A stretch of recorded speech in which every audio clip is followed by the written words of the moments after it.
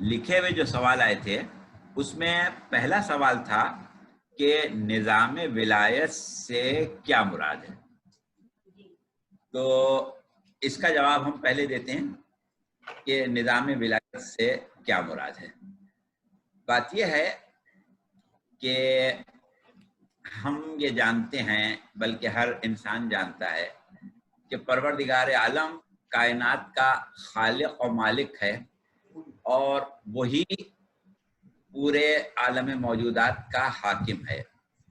قرآن میں پروردگار عالم نے ارشاد فرمایا کہ تبارک الذی بیدہ الملک، وہ ذات بابرکت ہے جس کے ہاتھ میں حکومت ہے.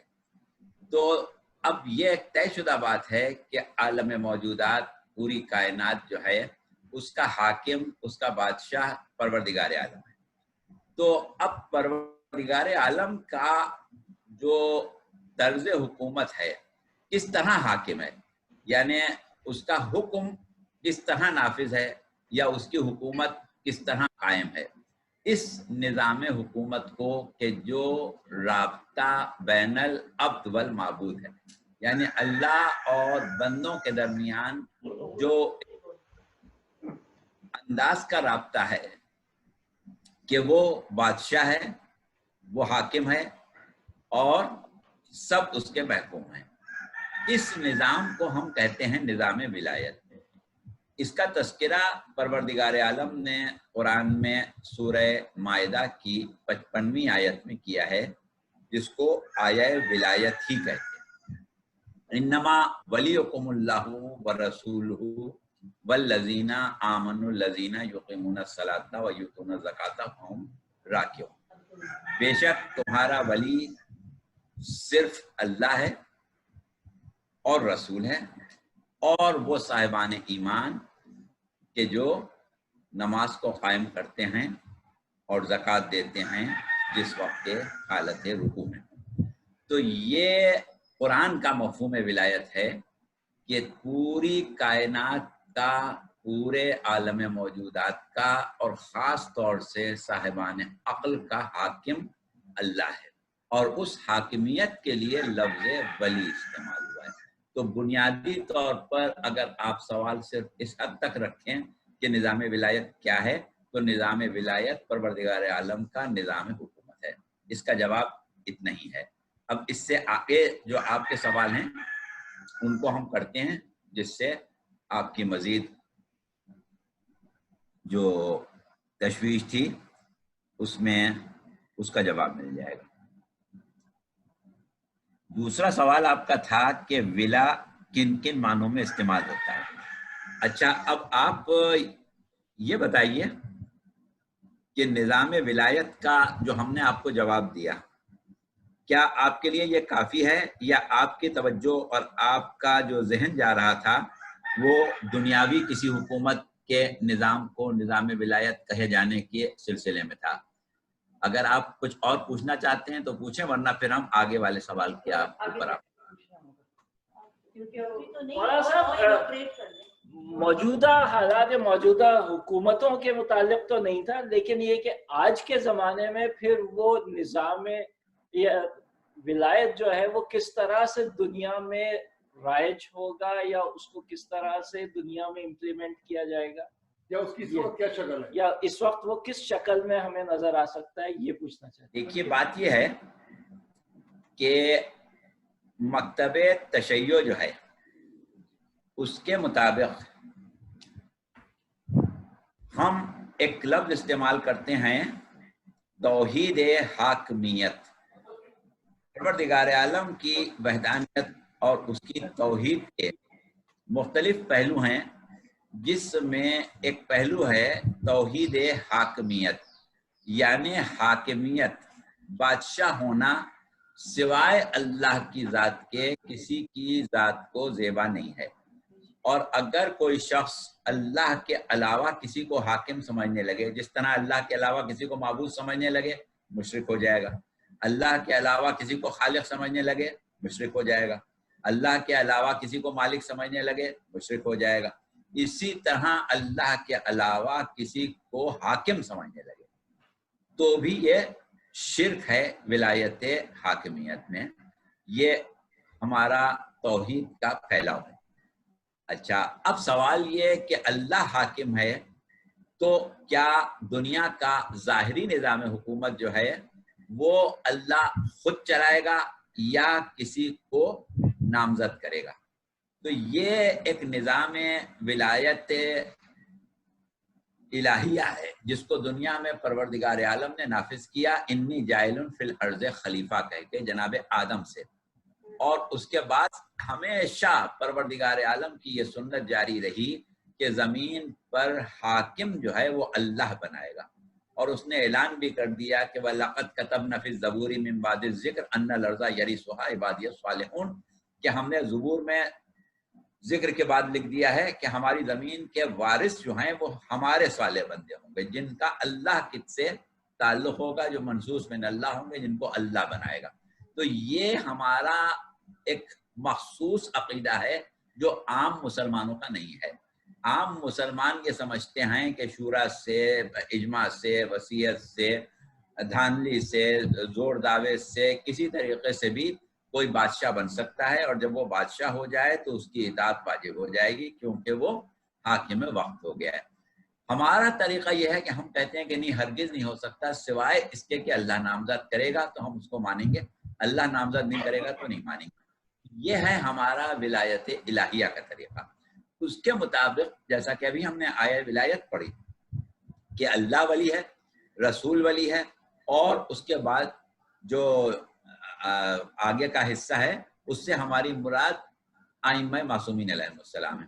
तो या तो रसूल का ज़माना होगा तो रसूल हुकूमत करेंगे, रसूल मौजूद नहीं है तो कोई मासूम इमाम हुकूमत करेगा। अब अगर 12 मासूम इमामों में से कोई भी इमाम दुनिया में ज़ाहिर बज़ाहिर मौजूद नहीं है, यानी जो है वो गैबत कुबरा में है, तो अब सूरत ये है कि अब वो हुकूमत कैसे कायम की जाए, यहाँ पर आके एक मसला ठहरता है। अब उसमें हमारे उलमा हमेशा से इस बात के कायल रहे हैं कि पूरा नज़्म व नस्क़ हुकूमत जो है वो या तो ऐसे अफराद संभालें कि जो दीन, शरीयत और अल्लाह के अहकामात को जानते हों, वरना ये हुकूमत जो है वो गासिबाना हुकूमत कहलाएगी, ऐसी हुकूमत नहीं कहलाएगी कि जिसको हम आदिलाना हुकूमत कहें, जो काबिल कबूल हुकूमत हो। हमारे उलमा ने, या जब से इमाम की गैबत कुबरा हुई, गैबत कुबरा के बारे में जो अहकामात 11वें और 12वें इमाम की तरफ से हमें मिले, उसके मुताबिक उन्होंने हमसे ये कहा कि जब तक इमाम गैबत कुबरा में है, जब तक तुम्हारा इमाम से वो ताल्लुक़ कायम नहीं रह सकेगा कि जो इज्तिमाई ताल्लुक़ होता है, तुम्हारा इनफिरादी ताल्लुक़ रहेगा। तो इज्तिमाई ताल्लुक़ के लिए तुम लोग अब ये कर लेना कि कुछ ऐसे अफराद के जो दीन को सही मानों में समझते हों, दुनिया के लालची ना हों और अदालत से काम लेने वाले हों, अल्लाह का खौफ रखते हों, वगैरह वगैरह कुछ शराइत दी, उनको उनकी तरफ दीनी उमूर में रुजू करना, इसको हम कहते हैं इज्तिहाद व तक़लीद का निज़ाम। तो इज्तिहाद व तक़लीद के निज़ाम के तहत हर ज़माने में एक या चंद अफराद ऐसे कि जो दीन को समझते हों, हम उनको अपना इस हिसाब से रहबर और रहनुमा मानेंगे कि दीन में वो मसाइल को अक्स करेंगे और हम उनसे उन मसाइल को लेंगे। लेकिन वो उमूर जिनको हम कहते हैं उमूर हस्बिया, उसमें हम उनको अपना वली फ़क़ीह मानेंगे। उमूर हस्बिया वो चीज़ होती है कि जिसमें माशरती बाज़ निज़ाम होते हैं, जैसे कहीं मसला माशरे में मस्जिद का निज़ाम चलाने का है, खुम्स का के पैसे की तक़सीम का है, زکوٰۃ کے پیسے کی تقسیم کا ہے یا شادی طلاق نکاح وغیرہ کے مسائل کہیں آ کے پھنس رہے ہیں تو وہاں پر ہم اس سے رجوع کریں گے اور اس کے فیصلے کو اولا سمجھیں گے. یہ ایک طریقہ تھا لیکن ہمیشہ سے چلتا آ رہا ہے اور ابھی بھی چلا آ رہا ہے. لیکن اب ایک صورت یہ پیدا ہوئی کہ اگر معاشرہ یہ چاہتا ہو کہ ہمارا حاکم جو ہے وہ وہی ہو جس کو ہم نے فقہی اعتبار سے اپنا ولی فقیہ بنایا ہے یا امور حسبیہ جس کے سپرد کیے ہیں، تو اس کے نفوذ کے لیے ہمارے پاس علماء نے اور خاص طور سے آقا روح اللہ خمینی نے ایک نظام کا تعارف کرایا اس اعتبار سے کہ اس نظام میں اختیارات ولی فقیہ جو ہیں، اختیارات امور حسبیہ جو ہیں، وہ نظم و نسق تک چلے جائیں. تو لہٰذا یہ ایک وقتی طریقہ ہے. اس کو ہم یہ کہتے ہیں کہ جیسے مثال کے طور پر ایک جزیرے میں قوم آباد ہے اور اس جزیرے میں جوتے نہیں بنتے، وہ جانتے ہی نہیں کہ جوتا کیسے بنایا جائے. تو اب انہوں نے چاہا کہ جوتا نہیں پہن سکتے ہیں تو یا تو ایسا ہو کہ جوتا نہ پہنے اور نسلیں اسی میں گزر جائیں. ہو سکتا ہے آگے جا کے جو نسلیں پیدا ہوں ان کے ذہن میں ضرورت جوتا جو ہے وہ تصوری ختم ہو جائے. تو کیوں نہ ایسا کیا جائے کہ اس کا کوئی بدل کر لیا جائے، مثلا پیر میں درخت کی چھال باندھنا کا طریقہ شروع کر دیا جائے یا پتے پیر میں باندھنا شروع کر دیے جائیں، اور آہستہ آہستہ جب زمانہ وہاں آئے کہ ہم اس ضرورت سے جس سے محروم ہیں وہ ہمیں مل جائے تو اس وقت تک ہمارے پاس اس ضرورت کا احساس باقی رہے. تو اس قسم کی چیزیں جس کو ہم بدل کہتے ہیں، نعم البدل نہیں ہوتا، تو ولایت الہیہ کا بدل ایجاد کیا گیا ولایت فقیہ کی شکل میں. تو یہ اس معاشرے میں جاری و ساری ہو سکتا ہے جہاں کی مکمل پبلک، مکمل افراد یا اکثریت جو ہے وہ اس نظام کو پسند کر لیں. تو یہ ایک قسم کا بدل ہے ولایت الہیہ کا. اب یہاں پر جو ہمارے ہاں سیاسی مسائل تھوڑے بہت پیدا ہو گئے ہیں وہ یہ ہوتے ہیں کہ بعض لوگوں نے اس نظام کو اس طریقے سے پیش کرنا شروع کر دیا کہ جیسے یہ وہی ولایت الہیہ ہے جو کہ معصوم کے حاکم ہونے کی شکل میں پیدا ہوتی ہے. تو یہ مسئلہ جو ہے یہ تھوڑا سا آج کل ہم لوگوں کے درمیان ایک اختلاف کا اور ایک افراتفری کا شکار ہو گیا ہے. خدا کرے کہ لوگوں کو اس کا احساس ہو جائے اور اس سے ہم بچ کے نکل جائیں. لیکن یہ ایک نظام الہیہ کا بدل ہے، نعم البدل نہیں ہے. اور انسان کو اس بات کے لیے آمادہ رکھنے کا ایک طریقہ اختیار کیا گیا ہے کہ وہ ولایت الہیہ کے قیام سے بالکل بے خبر نہ ہو جائے. آپ سے میں ایک سوال کر لوں اسی حوالے سے مولانا. اچھا یہ جو درخت کی چھال کا جو جوتا بنایا ہے وہ تو صرف ایرانی پہن سکتے ہیں نا، جو ایران سے باہر ہیں وہ کیا کریں؟ ہاں، وہ جو ایران سے باہر ہیں ان کے لیے وہ صورت بشکل حکومت قبول نہیں کی جا سکتی. وہ جہاں ان کو وہ جہاں رہتے ہیں وہاں کے مطابق ان کو عمل کرنا پڑے گا. ان کا رابطہ مجتہد سے وہی ہوگا کہ جو تقلید اور اجتہاد کی شکل میں ہوتا ہے. سیستانی صاحب کی تقلید میں جو لوگ ہیں وہ سیستانی صاحب کے ہی مسائل پر عمل کریں گے، اور ایران میں دیگر علماء بھی ہیں، آغا وحید خراسانی ہیں یا اور اس طریقے سے اس منزل کے اور بہت سے علماء ہیں. جو شخص ان کی تقلید کرتا ہے وہ ان کے مسائل پر عمل کرے گا.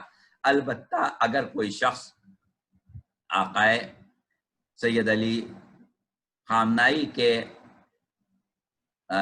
فتووں پر عمل کرنا چاہتا ہے تو وہ اس پر عمل کرے گا. یعنی وہ جو حکومتی قوانین ہیں وہ دنیا بھر میں نافذ نہیں ہو سکتے.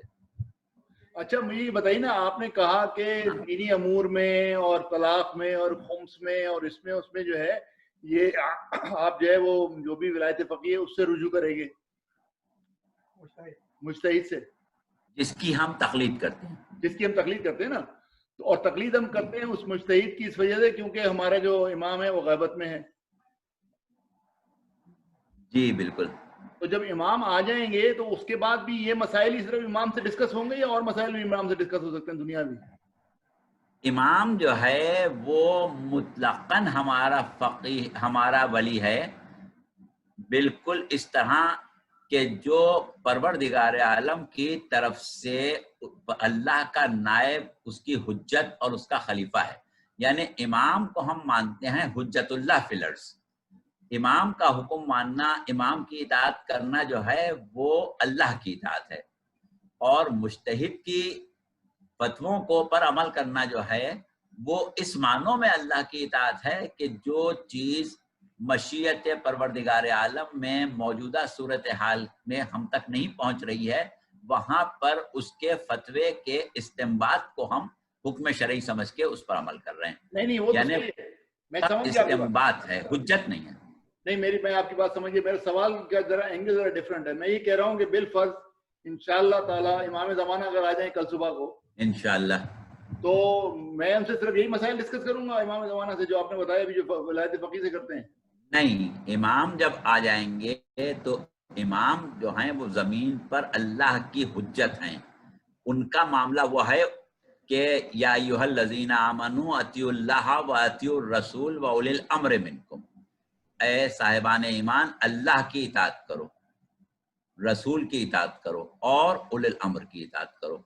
तो वो उलिल अम्र या रसूल की इताअत जो होती है वो दरअसल अल्लाह की इताअत होती है। वहाँ पर आपका जो भी रिश्ता अब और माबूद के दरमियान है, उसको मुकम्मल करने के लिए, उसकी अमली तदबीक के लिए ज़मीन पर अल्लाह ने अपनी हुज्जत को भेजा हुआ है। तो वो इमाम जो है वो तो ज़माने में अल्लाह की हुज्जत है, और जो भी रिश्ता आपका और अल्लाह का है उस रिश्ते की अमली तदबीक है। तो दुनियावी हुकूमत इमाम के लिए जरूरी नहीं है होना।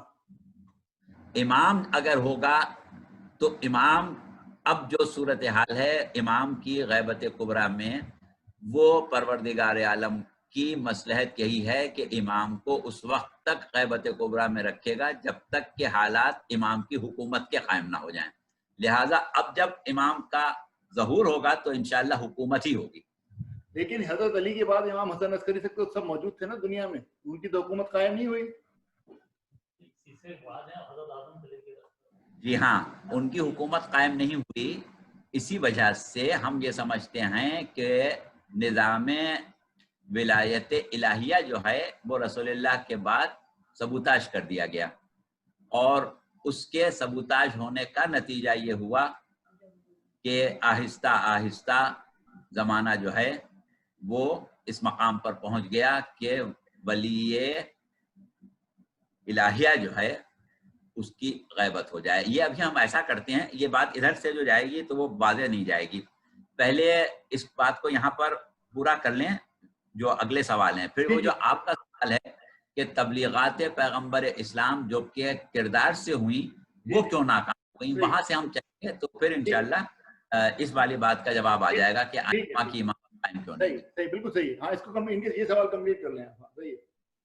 तो अब हम अगले सवाल पर आ रहे हैं जो हमारे मोहतरम सामे ने लिख के दिया, और वो सवाल ये लिख के दिया कि विला किन किन मानों में इस्तेमाल होता है, लफ्ज़ विला। अच्छा देखिए, यहाँ पर हमने जो अंदाज़ा लगाया वो ये लगाया कि ये लफ्ज़ विला से विलायत बना है। शायद इस वजह से हमारे मोहतरम सामे के जहन में ये सवाल पैदा हुआ, क्योंकि किसी ने उनसे कहा होगा कि विलायत में क्या मतलब है, विलायत के तो बहुत से माने हैं, इसके तो 70 माने हैं वगैरह वगैरह। तो जाहिर है कि जहन में ये सवाल पैदा हुआ होगा कि क्यों ना हम यही पूछते हैं कि विला के माने क्या क्या हैं। तो अगर ऐसी सूरत है तब भी, और दूसरी सूरत में भी हम उसका जवाब दे रहे हैं। बात यह है कि किसी भी जबान जो किसी इलाके में बोली जाती है या किसी माशरे में बोली जाती है, वो किसी प्रोग्राम के तहत किसी फर्द वाहिद या किसी जमात की तरफ से उस زبان کو ایجاد نہیں کیا جاتا ہے، بلکہ پروردگار عالم نے انسان کے بارے میں یہ کہا ہے کہ خلق الانسان علمہ البیان، ہم نے انسان کو خلق کیا اور اس سے بیان کی طاقت عطا کی. یعنی انسان کے اندر پروردگار عالم نے یہ صفت دی ہے کہ وہ ما فی الضمیر بیان کر سکتا ہے اور ایک دوسرے کے خیالات کو آپس میں تبدیل کر سکتا ہے. یعنی ایک شخص اپنے خیالات، اپنی خواہشات کا اظہار دوسرے سے کر سکتا ہے اور دوسرا پہلے سے کر سکتا ہے اور سمجھ سکتا ہے. یہ انسان میں صلاحیت ہے. اب جہاں کوئی انسانی معاشرہ قائم ہوتا ہے، وہ لوگ ایک دوسرے کو اپنے مطالب واضح کرنے کی مختلف آوازوں کے ذریعے کوشش کرتے ہیں، مختلف اشاروں کے ذریعے کوشش کرتے ہیں. نتیجہ یہ ہوتا ہے کہ اس معاشرے میں ایک زبان وجود میں آ جاتی ہے، اور جیسے جیسے زمانہ گزرتا رہتا ہے وہ زبان اپنے مقصد یعنی اظہار خیال کی جو صلاحیت ہے اس میں ترقی کرتی رہتی ہے، اور اس زبان میں وہ مفاہیم پیدا ہوتے رہتے ہیں کہ بڑی آسانی سے انسان اپنا ما فی الضمیر جو ہے وہ دوسرے تک منتقل کر دے اور دوسرے کا سمجھ لے. تو یہ ہے زبان کا ایک فطری وجود. اس طرح زبانیں زندہ رہتی ہیں جب تک کہ ان کے بولنے والے زندہ رہیں، اور وہ ترقی کرتی رہتی ہیں، اور اس ترقی میں ان کی شکل بدلتی رہتی ہے، اس میں تبدیلیاں آتی رہتی ہیں. جیسے مثال کے طور پر آج اگر مرزا غالب یا ذوق یا میر تقی میر اردو بولتے ہوئے ہمارے درمیان آئیں تو ظاہر ہے کہ ان کی اردو جو ہے اور ہماری اردو، اس میں ہمیں ایک فرق محسوس ہوگا. آسانی سے ہم ان کی زبان نہیں سمجھ پائیں گے، وہ آسانی سے ہماری زبان نہیں سمجھ پائیں گے. اسی طریقے سے ہمارے وہ بزرگ جنہوں نے فارسی گلستان اور بوستان سے پڑھی تھی، آج وہ والی فارسی بولتے ہوئے اگر تہران چلے جائیں تو کوئی بھی ان کی زبان نہیں سمجھے گا، گو کہ وہ فارسی بول رہا ہوں. اسی طرح ہر زمانے میں زبان جو ہے وہ اپنی شکل بدلتی رہتی ہے. تو عربی زبان جو ہے وہ بھی کوئی خود زبان آسمان سے نازل نہیں ہوئی تھی. قرآن عربی میں نازل ہوا یہ ایک الگ مسئلہ ہے، لیکن خود عربی زبان آسمان سے نازل ہوئی ہو ایسا نہیں ہے. تو عربی زبان جب وجود میں آئی یا کوئی بھی زبان وجود میں آتی ہے تو اس میں جو الفاظ شامل ہوتے ہیں، ایجاد کیے جاتے ہیں، داخل کیے جاتے ہیں، ان میں کبھی ایسا نہیں ہوتا کہ ایک لفظ کے بہت سے معنی ہوں. ہمیشہ ایک لفظ جب ایجاد ہوتا ہے تو ایک ہی معنوں میں ایجاد ہوتا ہے. لیکن بعد میں اس زبان میں تشبیہات، استعارے، کنائے اور محاورے جب رائج ہوتے ہیں تو الفاظ میں ان کے مجازی معنی پیدا ہو جاتے ہیں. جب مجازی معنی پیدا ہو جاتے ہیں تو پھر زبان جب آگے بڑھتی ہے تو وہ مجازی معنی جو ہیں وہ بھی اپنی جگہ مستعمل ہو جاتے ہیں. اب اگر ہمیں جیسے مثال کے طور پر اردو میں ہے، آپ مجازی معنی اکثر استعمال کرتے ہیں. مثلا ہم کہتے ہیں آنکھ لگ گئی، تو بھئی کہاں لگ گئی؟ لگ تو کہیں نہیں گئی، مقصد یہ ہے کہ سو گئے. اسی طرح آپ نے کہا کہ بھئی میری تو روح فنا ہو گئی. اب ظاہر فنا تو نہیں ہوئی، مقصد آپ کے کہنے کا یہ ہے کہ ہوش و آواز جاتے رہے. تو اس طریقے سے ہم کہتے کچھ ہے، مطلب کچھ لے لیتے ہیں. اس کو ہم محاورے، استعارے، تشبیہات وغیرہ کہتے ہیں. تو عرب میں زمانہ بعثت سرکار رسالت سے پہلے زبان و بیان کا علم بہت ترقی پر تھا، اور وہ لوگ بہت ہی اعلیٰ درجے کے شاعر تھے، بہت عمدہ زبان و ادب سے واقف تھے، اور اسی وجہ سے وہ ہر غیر عرب کو عجم کہتے تھے. عجم یعنی گونگا. ان کا خیال یہ تھا کہ اظہار خیال کی طاقت ان کے پاس ہے، باقی لوگوں کے پاس نہیں ہے. لہذا وہ باقی لوگوں کو گونگا کہتے تھے، اجم کہتے تھے. تو اس اعتبار سے ہر لفظ کے مجازی معنی وہ اپنی نظم اور نثر میں استعمال کرتے تھے. اب ہمارے پاس قرآن فہمی، حدیث فہمی یا کلام فہمی کا جو طریقہ ہے اس میں ہم یہ کرتے ہیں کہ جو بھی لفظ ہمارے سامنے آتا ہے قرآن کی آیت میں یا حدیث میں، تو پہلے ہم یہ دیکھتے ہیں کہ یہ لفظ بنیادی طور پر کس معنوں میں اختراع ہوا تھا.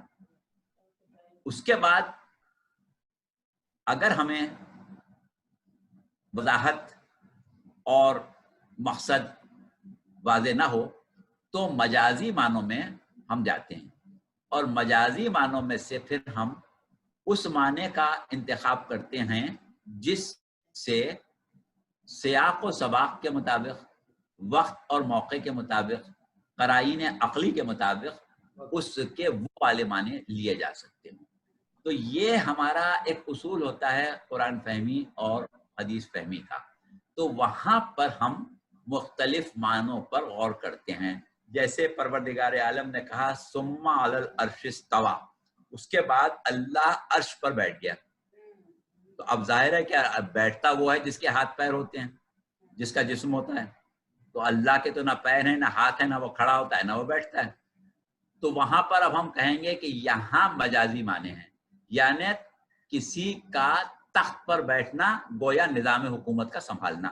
یعنی اللہ عرش پر بیٹھ گیا، اس کا مطلب اللہ نے کائنات کے نظام حکومت کو اپنے ہاتھ میں لے لیا، یہ مطلب دیا جائے گا. تو اس طریقے سے ہم ہر معنوں میں دیکھتے ہیں. اب یہ لفظ ولا جو ہے یہ واو لام الف، عموماً عربی میں جو مادے ہیں الفاظ بنانے کے وہ 80% سے حرفی ہیں، 3 حرفی، 3 حروف سے مل کے بنے ہیں. 4 سے اور 5 سے بھی بنے ہیں لیکن 3 سے 80% بنے. تو یہ ولا مادہ ہے، اس سے بنتا ہے ولایت، ولایت یا تولا. اس طرح کے موالات الفاظ جو ہیں وہ اس سے بنیں گے. اس کے لغوی معنی ہیں کسی شے کا کسی چیز کے فوراً بعد آنا، بہت زیادہ قریب ہونا، بغیر کسی فاصلے کے متصل ہونا. ان معنوں میں یہ لفظ استعمال ہوتا ہے.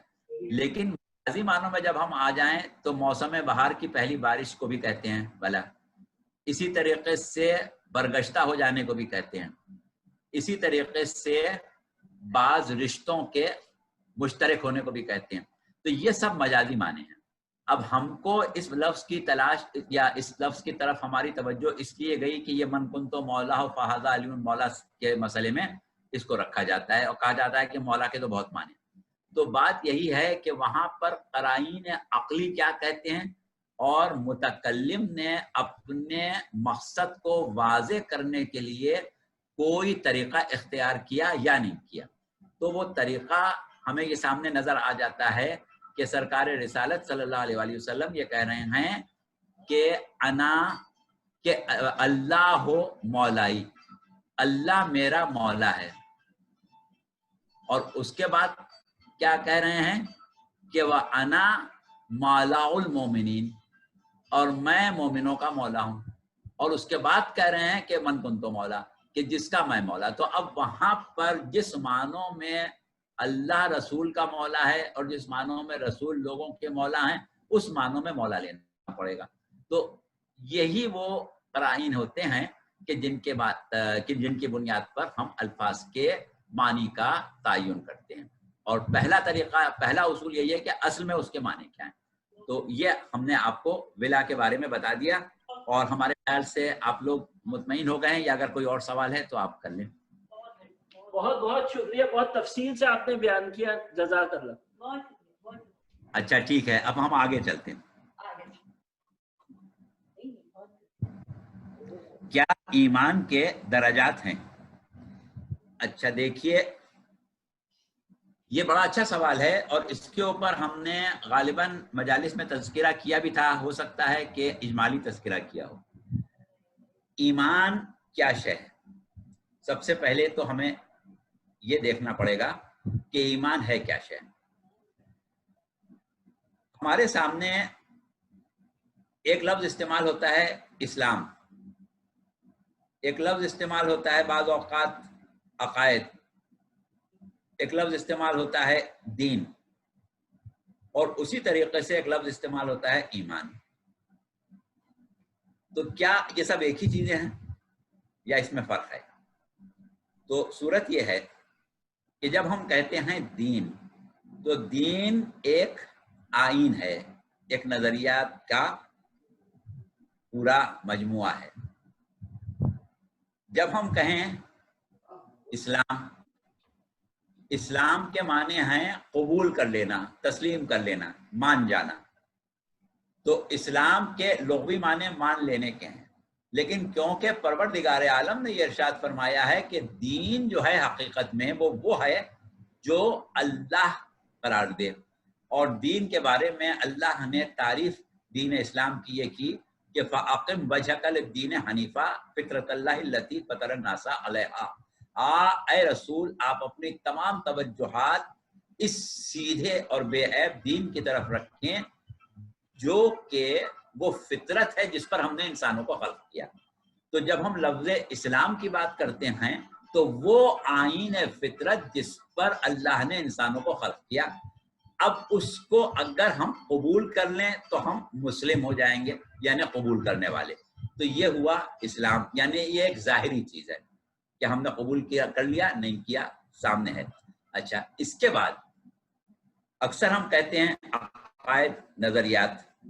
अक़ायद और नज़रियात जो हैं वो सही भी हो सकते हैं, गलत भी हो सकते हैं। अगर हम कहें इस्लामी अक़ायद तो वो सही अक़ायद होंगे, बाकी तमाम अदियान के अक़ायद हो सकते हैं जिसको वो अक़ीदा ही कहेंगे, उसको वो दीन ही कहेंगे, लेकिन ये कि उसका सही होना गलत होना ज़रूरी नहीं, ये तो एक अलग बात हो गई।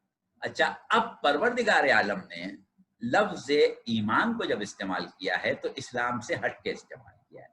उसके ऊपर अभी हम आखिरी वाले सवाल में आएंगे और तफसील में आएंगे, इसलिए अभी बहुत तफसील से नहीं जा रहे हैं। अभी आप सिर्फ ये समझ लें कि मौला से पूछा गया कि या अली ये बताइए कि इस्लाम, ईमान क्या है, ईमान क्या है? तो आपने फरमाया कि ईमान के 4 अज्जा हैं, तवक्कुल अलल्लाह, तफवीज़ुल अम्र इल्लाह, रिज़न बिक़ज़ाइल्लाह, तस्लीमन लिअम्रिल्लाह। 4 अज्जा जब नफ्स इंसानी में जमा हो जाएं तो ईमान वजूद में आ जाएगा। 4 अज्जा क्या हैं? पहला है तवक्कुल अलल्लाह, यानी अल्लाह पर भरोसा करना। दूसरा तफवीज़ुल अम्र इल्लाह, यानी अपने उमूर को अल्लाह के सुपुर्द कर देना। तीसरा है रिज़न बिक़ज़ाइल्लाह, अल्लाह के फैसले पर राजी हो जाना। और चौथा है तस्लीमन लिअम्रिल्लाह, अल्लाह के अहकामात को कबूल कर लेना। अब ये 4 चीजें जो हैं, अल्लाह पर भरोसा करना, अपने उमूर को अल्लाह के सुपुर्द कर देना, अल्लाह के फैसले पर राजी हो जाना, और अल्लाह के अहकामात को खुशी के साथ कबूल कर लेना, ये चारों चीजें वो हैं कि जिनमें दर्जात हैं। जैसे मिसाल के तौर पर पहली चीज तवक्कुल, यानी भरोसा, पूरा ट्रस्ट, किसी के ऊपर मुकम्मल तौर से हमें एक एतबार आ जाना। तो होता क्या है कि भरोसा दर्जात रखता है। जैसे मिसाल के तौर पर आपसे एक शख्स ये कहे कि भाई वो फला प्रॉपर्टी खरीद लो, वो अच्छी है, बड़े मौके की है, तो अगर आप ये समझते हैं कि ये शख्स जो है ये प्रॉपर्टी के मामले में बहुत अच्छी सूझबूझ रखता है और मेरा खैर खा भी है, तो आप उसके ऊपर पूरा भरोसा कर लेंगे। लेकिन अगर आपको उसके ऊपर इस किस्म का कोई ख्याल नहीं है, या आपका वो खैर खा नहीं है, या वो इन मामलात को समझता नहीं है, या वो संजीदा नहीं है, तो फिर आप उसकी बात पर भरोसा نہیں کریں گے, تحقیق کرنے جائیں گے کہ بھئی وہ کہہ رہا ہے بات صحیح ہے نہیں ہے, تو کیا ہوا, اس کی بات کو آپ نے تھوڑا سا توجہ تو دی لیکن پورا بھروسہ نہیں کیا. اسی طریقے سے ہر شے کے اوپر آدمی کچھ ٹرسٹ کرتا ہے, کچھ کم کرتا ہے, کچھ زیادہ کرتا ہے, کچھ اس سے زیادہ کرتا ہے. تو اللہ پر بھروسہ کرنے کے بہت سے درجات ہیں, ہر شخص کا بھروسہ برابر نہیں ہوتا ہے. تو جتنا توکل بڑھتا جائے گا ایمان کا درجہ بڑھتا جائے گا. اسی طرح جتنا پروردگار عالم کے فیصلے پر راضی برضا ہونا, جتنا اپنا امور کو اللہ کے سپرد کرنے پر راضی ہونا, یہ تمام چیزیں جو ہیں یہ کیفیات قلبی ہیں. اور ان کیفیات قلبی کا جو فرق ہے وہ ایمان کے درجے کا فرق ہوتا ہے, اور یہ ایک باطنی فرق ہے, ظاہری نہیں ہے. مثال کے طور پر بڑی مشہور حدیث ہے کہ سرکار رسالت نے فرمایا کہ ایمان کے 10 درجے ہیں. سلمان 10ویں درجے میں ہیں, ابوذر 9ویں درجے میں ہیں, مقداد 8ویں درجے میں, اور اس طرح فلاں فلاں درجے میں فلاں. اب بتائیے کہ اگر رسول اللہ یہ نہ فرماتے اور جناب سلمان بھی آپ کے سامنے بیٹھے ہوئے ہوتے, جناب ابوذر بھی بیٹھے ہوئے ہوتے, جناب مقداد بھی بیٹھے ہوئے ہوتے, سب ایک ہی طرح نماز پڑھ رہے ہیں, ایک ہی طرح روزے رکھ رہے ہیں, ایک ہی طرح اللہ کو یاد کر رہے ہیں, ایک ہی طرح اپنے اظہار بندگی کو مختلف طریقوں سے پیش کر رہے ہیں, تو کیا آپ یہ سمجھ سکتے تھے کہ سلمان 10ویں میں ہے اور ابوذر 9ویں میں ہے؟ ظاہر نہیں سمجھ سکتے تھے. یہ صرف اللہ سمجھ سکتا ہے, کیفیت قلبی ہے یہ. اور ایک چیز ہے اسلام. اب اگر آپ دیکھیں کہ جناب سلمان کا اسلام اور جناب ابوذر کے اسلام میں کوئی فرق ہے؟ جو اسلام ابوذر کا ہے وہی سلمان کا ہے, لیکن ایمان میں فرق ہے. تو اس کا مطلب یہ ہوا کہ اسلام ایک ظاہری چیز ہے اور ایمان باطنی چیز ہے. انشاءاللہ آئندہ نشستیں اگر آپ لوگوں کے ساتھ ہوئیں تو اس کے اوپر بڑی تفصیلی گفتگو کرنے کی ضرورت ہے. اور وہ بات کہاں تک پہنچتی ہے, سوال قبر تک پہنچتی ہے کہ قبر میں فرشتے پوچھیں گے کہ تیرا دین کیا ہے. فرشتے ایمان نہیں پوچھ سکتے, دین ہی پوچھ سکتے ہیں, لیکن جزا جو ملے گی وہ ایمان پر ملے گی. کیسے پتا چلے گا؟ تو یہ ایک تفصیلی بحث ہے, بڑا اچھا موضوع ہے, اس پر انشاءاللہ بعد میں بات کریں گے. ابھی کیونکہ ہم چاہتے ہیں کہ جتنے سوالات سامنے آئے ہیں سب کے جواب آ جائیں, اس لیے ہم اس کو یہاں پر رکھتے ہیں کہ آپ اپنے ذہن میں یہ سمجھ لیں کہ ہر شے کے ایمان میں, ہر شے کے ایمان کا درجہ الگ ہے. جتنے مومن ہیں سب ایک جیسے نہیں ہیں, ہر مومن ایک الگ درجے کا مومن ہے. اور بس ایک بات ہم آخر میں بتا دیں کہ جیسے ہم نے یہ کہا کہ توکل علی اللہ پہلی چیز ہے. قرآن میں پروردگار عالم نے سورہ طلاق میں کہا ہے کہ وَمَن يَتَوَکَّلَ اللَّهُ فَهُوَ حَسْبُهُ, جس نے اللہ پر توکل کیا اللہ اس کے لیے کافی ہو گیا. یہ آیت ایک شخص نے پڑھی امام موسیٰ کاظم علیہ السلام کے سامنے. قرآن میں پروردگار عالم یہ کہہ رہا ہے کہ مَن يَتَوَکَّلَ اللَّهُ فَهُوَ حَسْبُهُ, جس نے اللہ پر توکل کیا وہ اللہ اس کے لیے کافی ہو گیا. اس کے کیا معنی ہیں؟ تو آپ نے وہاں پر یہ فرمایا تھا کہ دیکھو توکل جو ہے اس کے درجات ہیں, توکل علی اللہ کے درجات ہیں, اور اس میں کم سے کم جو سب سے چھوٹا درجہ ہے وہ یہ ہے کہ انسان کو یہ یقین ہونا چاہیے کہ خواہ کوئی بھی صورتحال ہو پروردگار عالم اپنے فضل کو ہم سے روکے گا نہیں, ہر حال میں اپنے فضل کو جاری رکھے گا. یہ ہے سب سے چھوٹا درجہ. اس کے بعد بلند درجات ہیں. تو بہرحال ابھی یہاں پر اس کو ختم کرتے ہیں, اور یہ ایک ایسا موضوع ہے کہ پوری نشست کیا بلکہ کئی نشستیں اس کے لیے چاہیے ہیں کہ ایمان کیا ہے, اسلام کیا ہے, درجات ایمان کیا ہیں, اور کس طریقے سے کیفیت قلبی ایمان کے ساتھ بدلتی ہے. تو فی الحال آپ کے سوال کا ہم نے اتنا ہی جواب کافی سمجھ لیا ہے. البتہ اگر آپ کچھ اور چاہتے ہیں تو ضرور فرمائیے. بہت شکریہ, بہت شکریہ. اچھا, کیا کوئی مومن آدمی انسان گناہگار وہ فلکچویٹ کر سکتا ہے ایمان کے چوتھے لیول پہ گیا, پھر 5ویں پہ آ گیا, پھر 6ٹھے پہ گیا, پھر 4تھے پہ آ گیا؟ بالکل ایسا ہوتا ہے کہ انسان ایمان کے درجات طے کرتا ہے, بلکہ انسان کا جو مقصد حیات رکھا گیا ہے دینی اعتبار سے وہ یہی کہا گیا ہے کہ امام صادق علیہ السلام نے فرمایا، اور شاید یہ بات ہم نے مجلس میں پڑھی بھی تھی، کہ جس کے 2 دن ایک جیسے گزر گئے اس کی موت واقع ہو گئی۔ 2 دن ایک جیسے گزرنے کا مطلب ہی یہ ہے کہ مقام یقین اور مقام معرفت جو ہے وہ ہر روز بدلنا چاہیے، آگے بڑھنا چاہیے۔ تو یہ مقصد تخلیق انسان ہے، اور جتنے انبیاء مبعوث ہوئے ہیں ان سب کے بارے میں سرکار رسالت نے فرمایا کہ کوئی نبی اور کوئی رسول مبعوث نہیں ہوتا مگر تکمیل عقل کے لیے، عقل کے درجات کو آگے بڑھانے کے لیے۔ اس کے لیے ہم ایک لفظ استعمال کرتے ہیں سیر تکامل، یعنی کمال کی طرف سفر کرنا، کمال کی طرف سفر کرنا۔ جناب ابراہیم نے کمال کی طرف سفر کیا، پہلے وہ نبی تھے، پھر وہ رسول بنے، پھر وہ اولو العزم بنے، پھر وہ صاحب شریعت بنے، پھر وہ خلیل بنے، پھر وہ امام بنے۔ یہ ہے سیر تکامل۔ تو ہر مومن کے لیے ضروری ہے کہ اس کی زندگی سیر تکامل میں گزرے، یعنی ہر زمانے میں اس کی معرفت اور اس کی کمال بندگی جو ہے اس میں اضافہ ہوتا رہے۔ مرد فقی کس کو کہتے ہیں؟ ہاں، تو اسی سے ریلیٹڈ میرا سوال ایک ہے، اس کی تھوڑا سا اس کی جو تھوڑی سی ایکسپلینیشن سوال کی ہے وہ میں کر دوں اگر آپ اجازت دیں تو۔ فرمائیے۔ اچھا، یہ جو ولی فقی ہے اس کا انتخاب کیسے ہوگا؟ کیا جس کی لاٹھی اس کی بھینس چلے گی اور پھر دنیا بھر میں لوگ لاٹھی لے کے پھریں گے کہ جی یہی فقی ہے، اسی کو مانو ورنہ تمہارا سر پھاڑ دیں گے ہم؟ بالکل ایسے نہیں ہوگا۔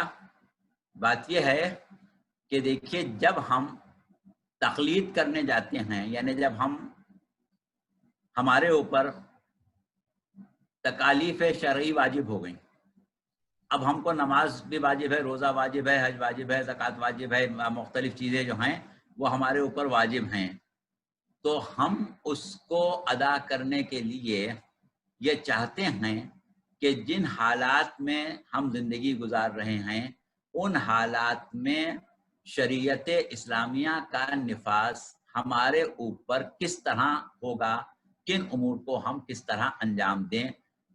تو ہمیں اس مجتہد کی تلاش ہوتی ہے کہ جو قرآن سے، حدیث سے، اقوال معصومین سے، گزشتہ تحقیقات سے اس مسئلے کو اخذ کر سکے۔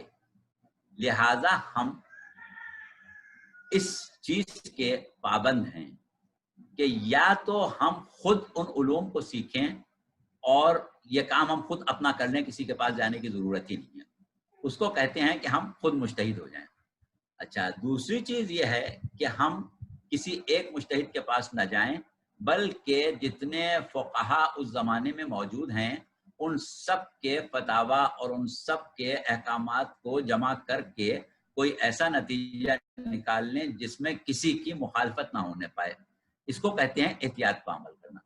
تیسری صورت یہ ہے کہ یہ تو بہت مشکل کام ہے، ہم ایسا کر لیں کہ کسی ایک مجتہد کا انتخاب کر لیں۔ تو اب وہ انتخاب ہم کیسے کریں؟ ہم ہیں جاہل، تو ہمیں کیسے پتا چلے کہ 10 عالموں میں کون سا بڑا عالم ہے؟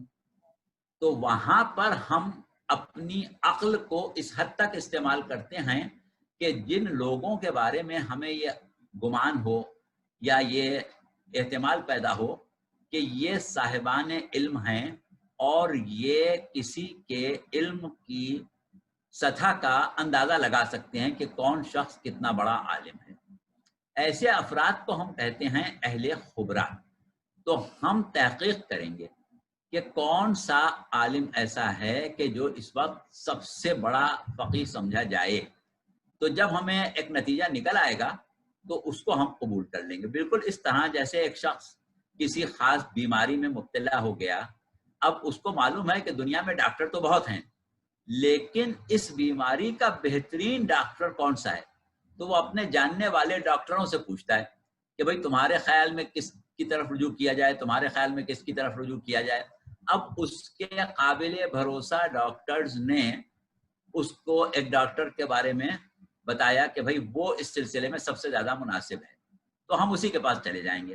اور یہ ہمارا جانا یہ بھی ہو سکتا ہے کہ ہم صحیح جگہ پہنچے، اور یہ بھی ہو سکتا ہے کہ غلط جگہ پہنچ جائیں۔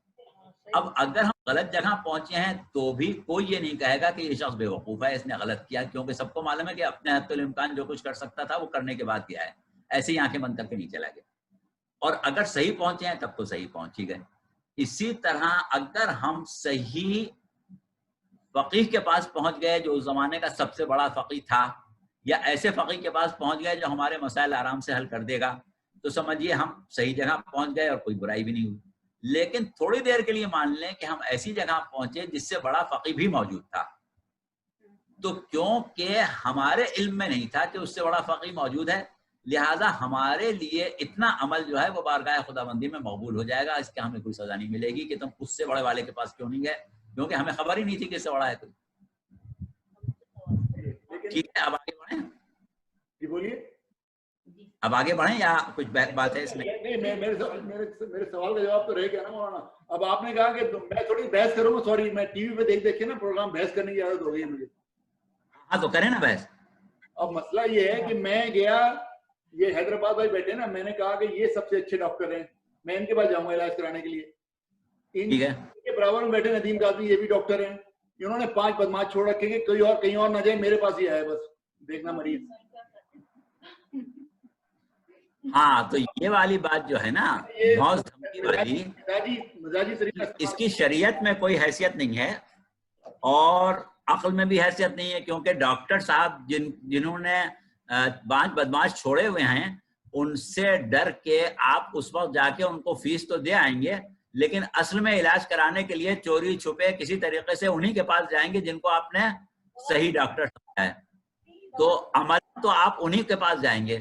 ہاں, ان کو فیس دے دیں گے تاکہ آپ کی جان چھٹ جائے. مطلب ہے میں فیس انہی کو دوں, بہرحال مقصد یہ ہے نا کہ فیس انہی کو دوں. چلیے اگلا سوال.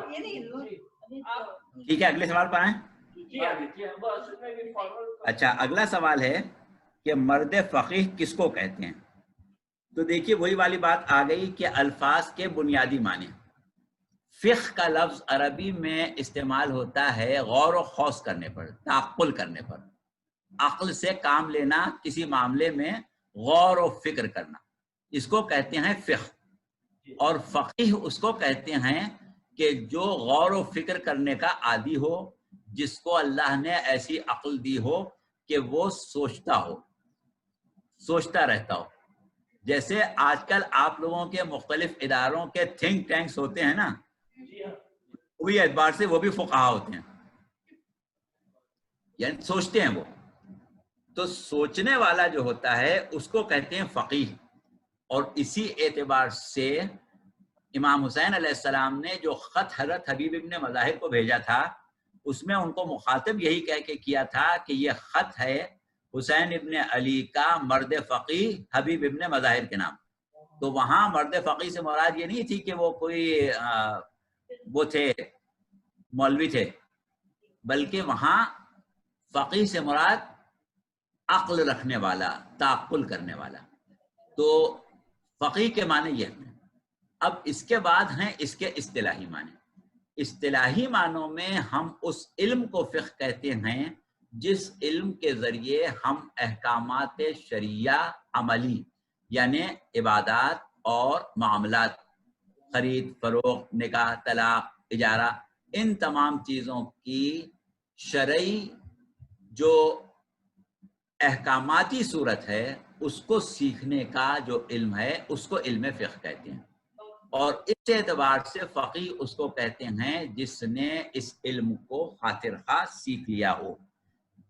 تو جس نے علم فقہ سیکھا اس کو ہم فقیہ اس معنوں میں کہتے ہیں کہ لفظ فقہ جو ہے وہ ہم اصطلاحی معنوں میں استعمال کر رہے ہیں. اگر لغوی معنوں میں استعمال کریں گے تو پھر ہر وہ شخص جو سوچنے سمجھنے اور غور و فکر کرنے کی صلاحیت رکھتا ہے وہ فقیہ ہو جائے گا.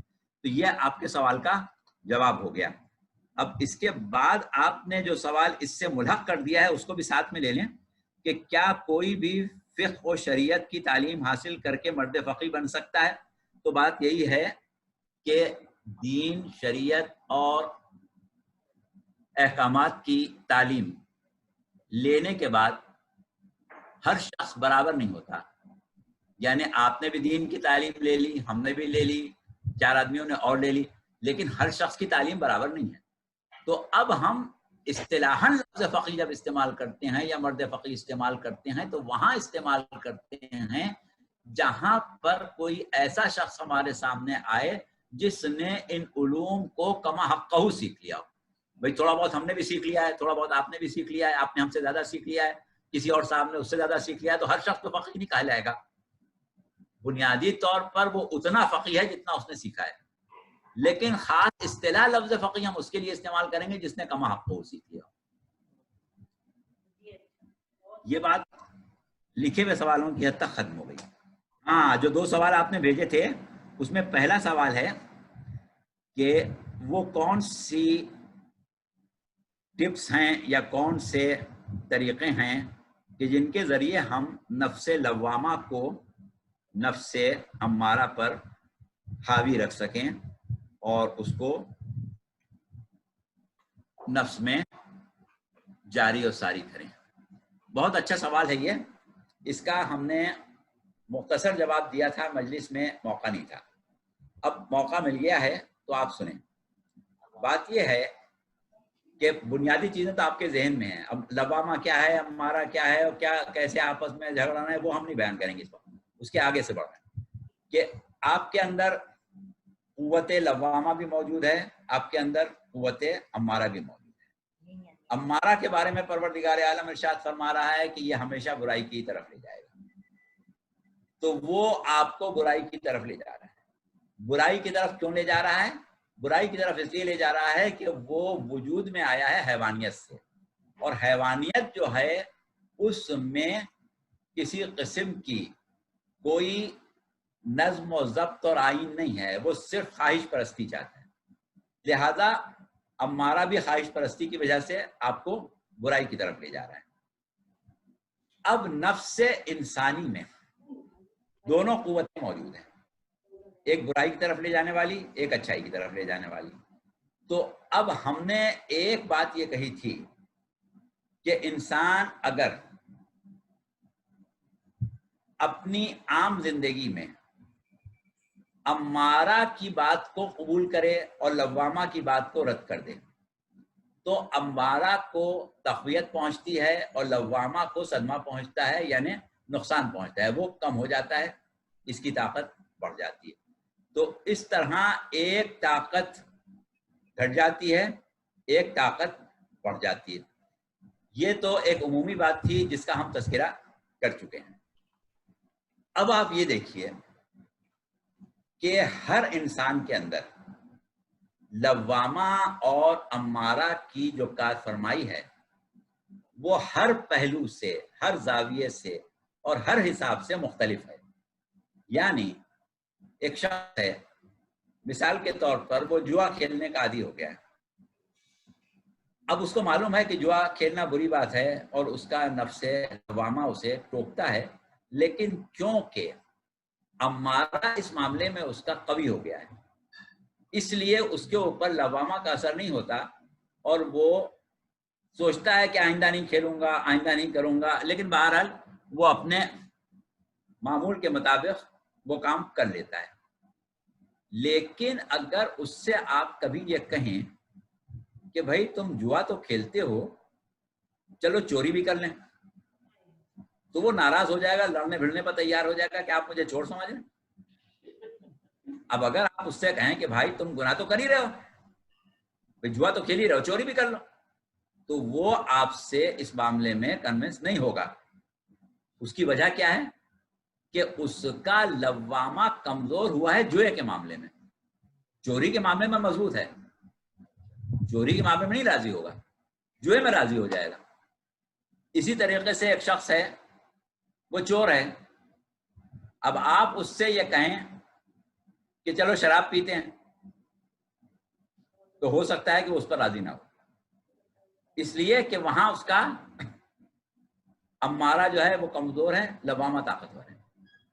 تو ہر معاملے میں انسان کے ہر پہلو سے لوامہ اور امارہ جو ہے اس کی کمزوری یا قوت جو ہے وہ مختلف ہوتی ہے, ہر جگہ ایک جیسی نہیں ہوتی. اور وہ امور کہ جس کی طرف وہ متوجہ ہے کہ یہ بری ہے, اسے ہمیں چھوڑنا ہے, تو اس میں اس کی کیفیت کیا ہو جاتی ہے؟ وہ ایک شاعر نے کہا تھا کہ میں میری توبہ شکن توبہ میری جام شکن، میں میری توبہ شکن توبہ میری جام شکن، سامنے ڈھیر ہے ٹوٹے ہوئے پیمانوں کا۔ عادت ہے شراب پینے کی، لیکن افسوس بھی ہے اس بات پر، لہذا پینے کے بعد توبہ کرتے ہیں، اور جب توبہ کرتے ہیں تو پیالہ توڑ کے پھینک دیتے ہیں۔ ہوتا یہ ہے کہ جب انسان کے اندر کوئی خواہش پیدا ہوتی ہے، نفس میں خواہش پیدا ہوتی ہے، تو اس خواہش میں بہت زیادہ زور ہوتا ہے، بہت زیادہ قوت ہوتی ہے، اور وہ قوت بڑھتی رہتی ہے جب تک کہ اس خواہش کی تکمیل نہ ہو جائے۔ جب اس خواہش کی تکمیل ہو جاتی ہے تو اس کا زور گھٹ جاتا ہے، اس کی قوت کم ہو جاتی ہے۔ تو جب اس خواہش کی تکمیل ہو گئی، اس کا زور گھٹ گیا، تو اب لوامہ کی کار فرمائی شروع ہوتی ہے، انسان نادم ہوتا ہے، افسوس میں نے یہ کیوں کیا، کاش میں نے یہ نہ کیا ہوتا۔ یہ بتا رہا ہے کہ لوامہ ابھی مرا نہیں، لیکن ندامت کا جو وقت ہے وہ یہ بتا رہا ہے کہ جس وقت خواہش اپنے کمال پر ہوتی ہے اس وقت لوامہ کام نہیں کر پاتا، اس وقت خواہش اپنا کام کر جاتی ہے۔ تو یہی چیز یہاں پر شاعر نے بھی کہی کہ بھائی پی تو لیتا ہوں شراب، بعد میں جام توڑ دیتا ہوں، لیکن پھر جب خواہش ہوتی ہے تو پھر قابو نہیں پا پاتا، پھر پی لیتا ہوں۔ تو یہ صورتحال اس وقت تک رہتی ہے کہ جب تک انسان کا اس معاملے میں، جس امر کی پر بات ہو رہی ہے، اس معاملے میں امارہ اور لوامہ کی قوتیں نفس پر برابر برابر کار فرما ہوتی ہیں۔ اب یہاں پر وہ جو سوال کیا گیا کہ بھائی کوئی عملی طریقہ بتائیں کہ ہم کیسے اس سے بچیں، عملی طریقے سے ہم اس سے کیسے بچیں۔ تو یہ عملی طریقہ اور عملی طریقے سے بچنا یہ ایک ایسی چیز ہے کہ اس کا تعلق صرف عالم اسلام میں نہیں بلکہ دیگر ادیان میں بھی اس کے اوپر کام کیا گیا، اور خاص طور سے بدھ مت، گوتم بدھ کا مذہب، اس میں نفس کشی کی بہت زیادہ تعلیم دی گئی ہے، اور اسی طرح ہندو مت میں بھی نفس کشی ایک خاص طبقے کے لیے ضروری سمجھی گئی ہے، جنہیں سادھو وغیرہ کہتے ہیں۔ تو یہ لوگ جو ہوتے ہیں ان کو ہم اپنے علم اخلاق کی اصطلاح میں کہتے ہیں مرتازین۔ مرتازین ان لوگوں کو کہتے ہیں کہ جو خواہشات نفس کو کچلنے کے لیے جسم کو اذیت دیتے ہیں، اور جسم کی اذیت کے ذریعے خواہشات نفس کو کمزور کر لیتے ہیں اور روح کو قوی کر لیتے ہیں۔ اس کو کہتے ہیں مرتازین۔ آپ نے دیکھا ہوگا کہ بدھ معاشرے میں جو بھکشو وغیرہ ہوتے ہیں وہ کبھی کیلوں کے اوپر لیٹ جاتے ہیں، کبھی فاقے کرتے ہیں، کبھی انگاروں پر بیٹھ جاتے ہیں، کبھی الٹے لٹک جاتے ہیں، کبھی اپنے آپ کو زمین میں گاڑ لیتے ہیں، یا سادھو وغیرہ ہوتے ہیں سخت سردی میں بغیر لباس کے زندگی گزارتے ہیں تاکہ جسم کو اذیت ہو اور نفس کشی یعنی خواہشات نفس کا پیدا ہونا ختم ہو جائے۔ تو یہ سب طریقے جو ہیں یہ غیر فطری ہیں، اسلام نے ان کو غیر فطری قرار دیا۔ اسلام نے جو طریقہ اختیار کیا ہے وہ ہیں اصطلاحات ہمارے علم اخلاق کی۔ علم اخلاق کے ماہرین نے نفس کشی کو غیر فطری کہا ہے۔ وہ کہتے ہیں ہمیں نفس کشی نہیں کرنا ہے، جہاد نفس کرنا ہے، نفس کو مارنا نہیں ہے، ختم نہیں کرنا ہے، اس کو باقی رکھنا ہے، لیکن اس کی کار فرمائی کو عقل کے زیر اثر رکھنا ہے۔ خواہشات ضرور پیدا ہوں، ایسا نہیں ہو کہ خواہشیں ہی مار جائے، خواہشات ہوں لیکن عقل کے تابع ہوں۔ تو اب وہ خواہشات کو عقل کے تابع رکھنے کے لیے کچھ اصول بتاتے ہیں۔ ان اصولوں میں ایک اصول ہے محاسبہ، دوسرا اصول ہے مراقبہ، اور تیسرا اصول ہے مشارطہ۔ محاسبہ، مقاربہ اور مشارطہ، یہ تین اصول ہیں۔ اب اگر ہم آپ لوگ چاہیں اور آپ کے پاس وقت ہے تو ہم اس کی تفصیل میں جائیں کہ محاسبہ کیا ہوتا ہے، مراقبہ کیا ہوتا ہے اور مشارطہ کیا ہوتا ہے، اور اس کے ذریعے سے کس طرح ہم نفس امارہ کو کمزور اور نفس لوامہ کو قوی کر سکتے ہیں. لیکن اگر اس وقت آپ لوگوں کو یہ اس حد تک کافی لگ رہا ہے تو اس کو اگلی نشست کے لیے چھوڑ دیں. آئندہ کسی نشست میں اگر اللہ نے موقع دیا تو پھر ہم اس کی تفصیل بیان کریں گے. مولانا تھوڑا تو ایکسپلین کر دیں تھوڑا. جیسا کہ ابھی ہم نے کہا کہ انسان کا نفس جو ہے وہ ایک انتہائی پیچیدہ چیز ہے، بہت ہی پیچیدہ چیز. یعنی آج تک انسان اتنی ترقی کرنے کے بعد کہ جب وہ خلاؤں کو مسخر کر رہا ہے، سمندروں کی تہوں میں جا رہا ہے، جب وہ دنیا میں ہر قسم کے علوم کو حاصل کر رہا ہے اور بڑی زبردست ترقی مادی کر رہا ہے، اس دور میں بھی ذہن انسانی جو ہے اس کو ابھی وہ نہیں سمجھ سکا ہے. اور ماہرین مابعد الطبیعت یہ کہتے ہیں کہ ابھی تک انسان نے اپنے ذہن کو 10واں حصہ بھی نہیں سمجھا ہے.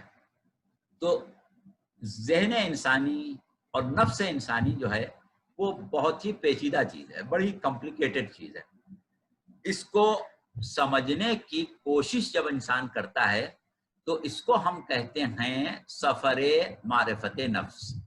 یعنی انسان ایک سفر کر رہا ہے جس میں نفس کو جاننا چاہتا ہے کہ نفس کیا ہے، اور اسی کے اعتبار سے وہ قول مشہور ہے جس کو حدیث بھی کہتے ہیں، امیر المومنین کا قول بھی کہتے ہیں، اور بعض عقلاء کا قول بھی کہتے ہیں کہ من عرف نفسہ فقد عرف ربہ.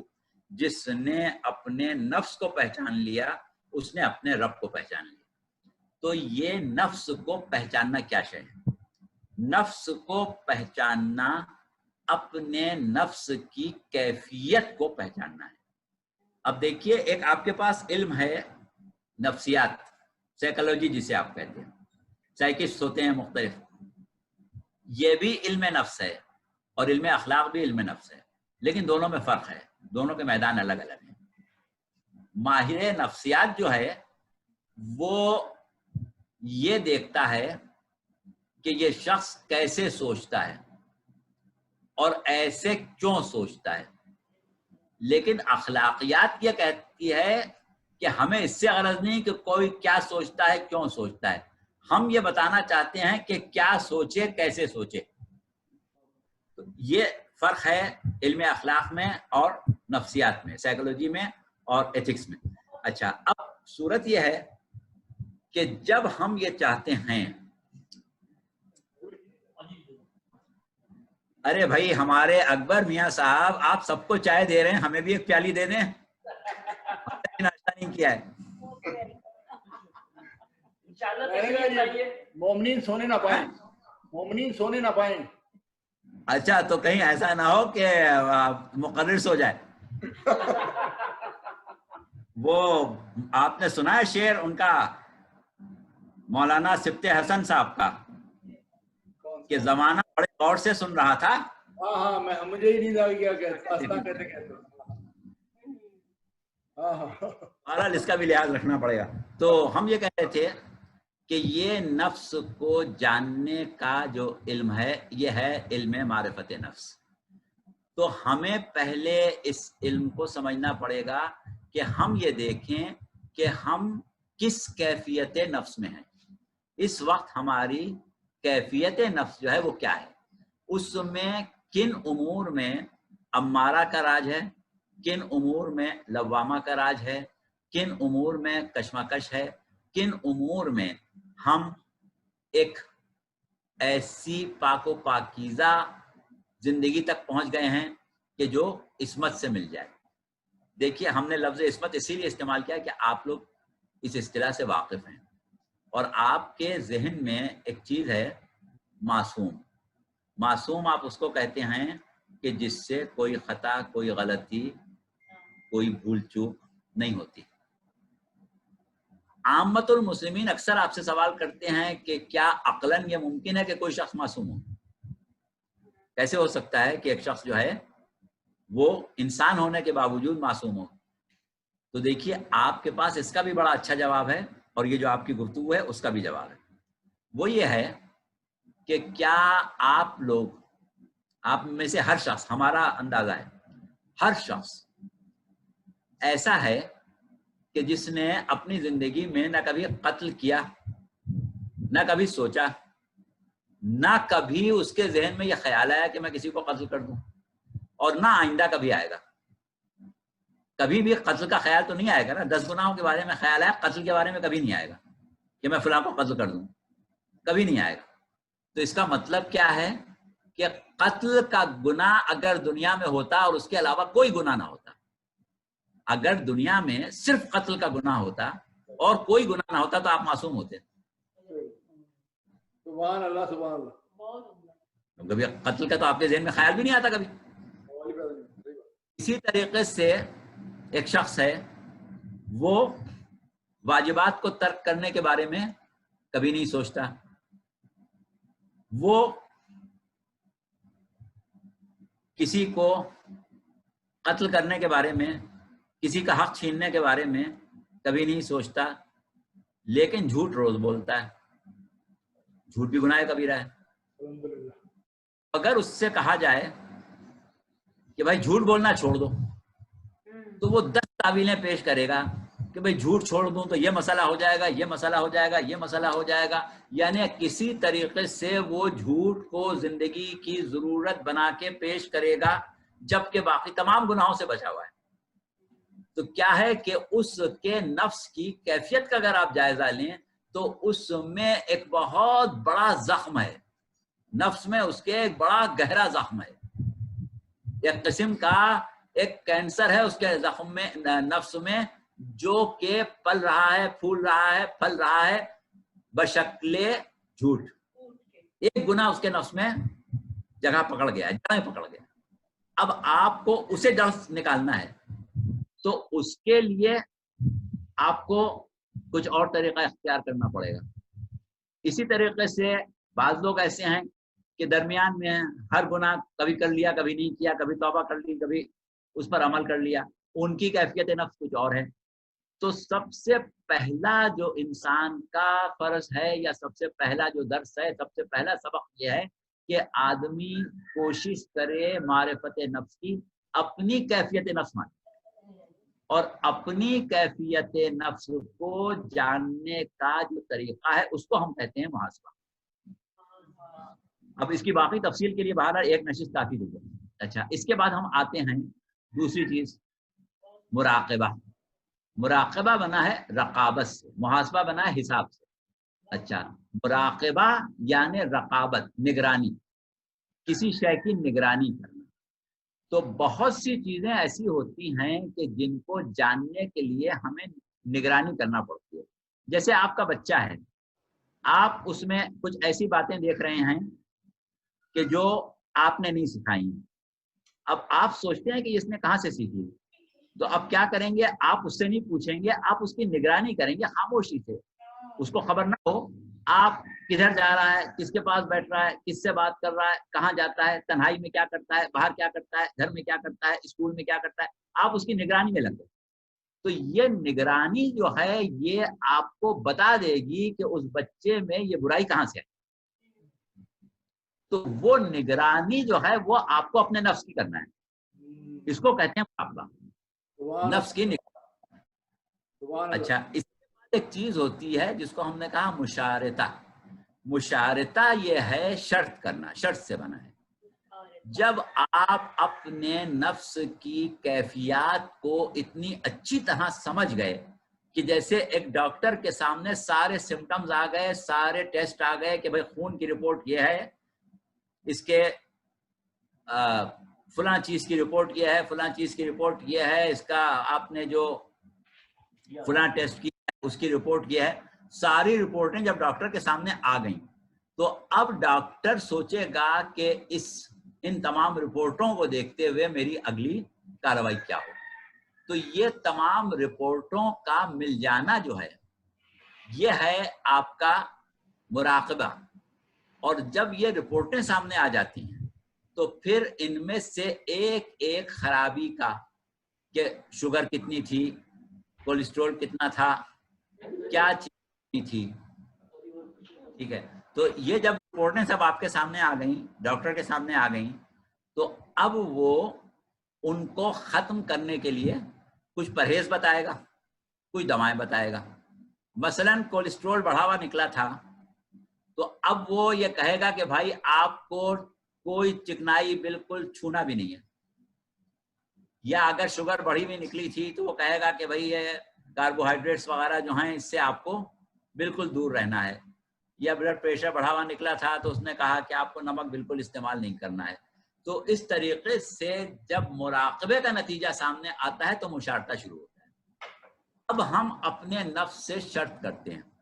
جیسے مثال کے طور پر ڈاکٹر نے آپ سے یہ کہا کہ آپ کاربوہائیڈریٹس کا استعمال بالکل نہیں کریں گے، ہرگز نہیں کریں گے. اب آپ کا جسم جو ہے وہ کاربوہائیڈریٹس مانگ رہا ہے. آپ تو عادی ہیں چائے میں 4 چمچے شکر ڈال کے پینے کی، اور مٹھائی سامنے آ جائے تو چھوڑ ہی نہیں سکتے. اگر کہیں گلاب جامن آ گئی تب تو 4-5 گلاب جامنوں سے کم نہیں کھانا ہے. اب کیا کریں؟ اب آپ نے اپنے نفس سے مشارطہ کیا، اور مشارطہ یہ کیا کہ اگر تم نے 24 گھنٹے میں مٹھائی کھا لی تو اگلے دن تم کو روزہ رکھنا پڑے گا. اور اللہ سے آپ نے دعا کی کہ پروردگار مجھے بچائے رکھنا مٹھائی سے، اگر میں نے کھا لی تو میں تجھ سے نذر کر رہا ہوں کہ میرے اوپر واجب ہے 3 دن روزے رکھوں گا. اب بس پھنس گئے آپ. اب یا تو آپ مٹھائی سے ہاتھ کھینچیں گے یا مٹھائی پر ہاتھ جائے گا، کہیں گے بھائی آگے 3 دن کے روزے آ رہے ہیں. اور اگر کھا لی تو پھر آپ کو اپنے نفس کو سزا دینا ہے کہ اب تو تجھے 3 دن روزے رکھنا ہے بیٹا، کھا تو لیے. تو ہم کہتے ہیں مشارطہ. تو اب ہم یہ سمجھ رہے ہیں کہ آپ لوگوں کو ہمارا جو مطمع نظر تھا اور جو بات ہم آپ کو سمجھانا چاہ رہے تھے، یا یہ سمجھیں کہ جہاں تک آپ سمجھنا چاہ رہے تھے ہمارے خیال میں سمجھ گئے ہوں گے. یہ سمجھ گئے مولانا، لیکن میں آپ سے ایز اے ڈیولز ایڈوکیٹ ایک سوال کر لوں اسی حوالے سے، اسی کے حوالے سے. بالکل کریں، ہمیں مزہ آتا ہے جب آپ ایسے سوال کرتے ہیں. اچھا، تو میرا سوال یہ ہے کہ اچھا میرے اندر جو ہے نا وہ روح ہے بنیے کی. اب میں تو یہ کہوں گا کہ میں 5 گلاب جامن نہیں کھاؤں اور 3 دن کے روزوں کا ثواب بھی حاصل کروں. آپ چاہتے ہیں کہ 5 گلاب جامن بھی کھائیں اور 3 دن کے روزوں کا ثواب بھی حاصل کریں. بسم اللہ کریں. اس میں ہوگا یہ کہ وہ جو 3 دن آپ روزے رکھیں گے نا، وہ 5 گلاب جامن جو ہیں اس کا نقصان بھی نہیں ہوگا، اور روزہ کھولنے کے بعد آپ 5 اور کھا لیں تو بھی چل جائے گا.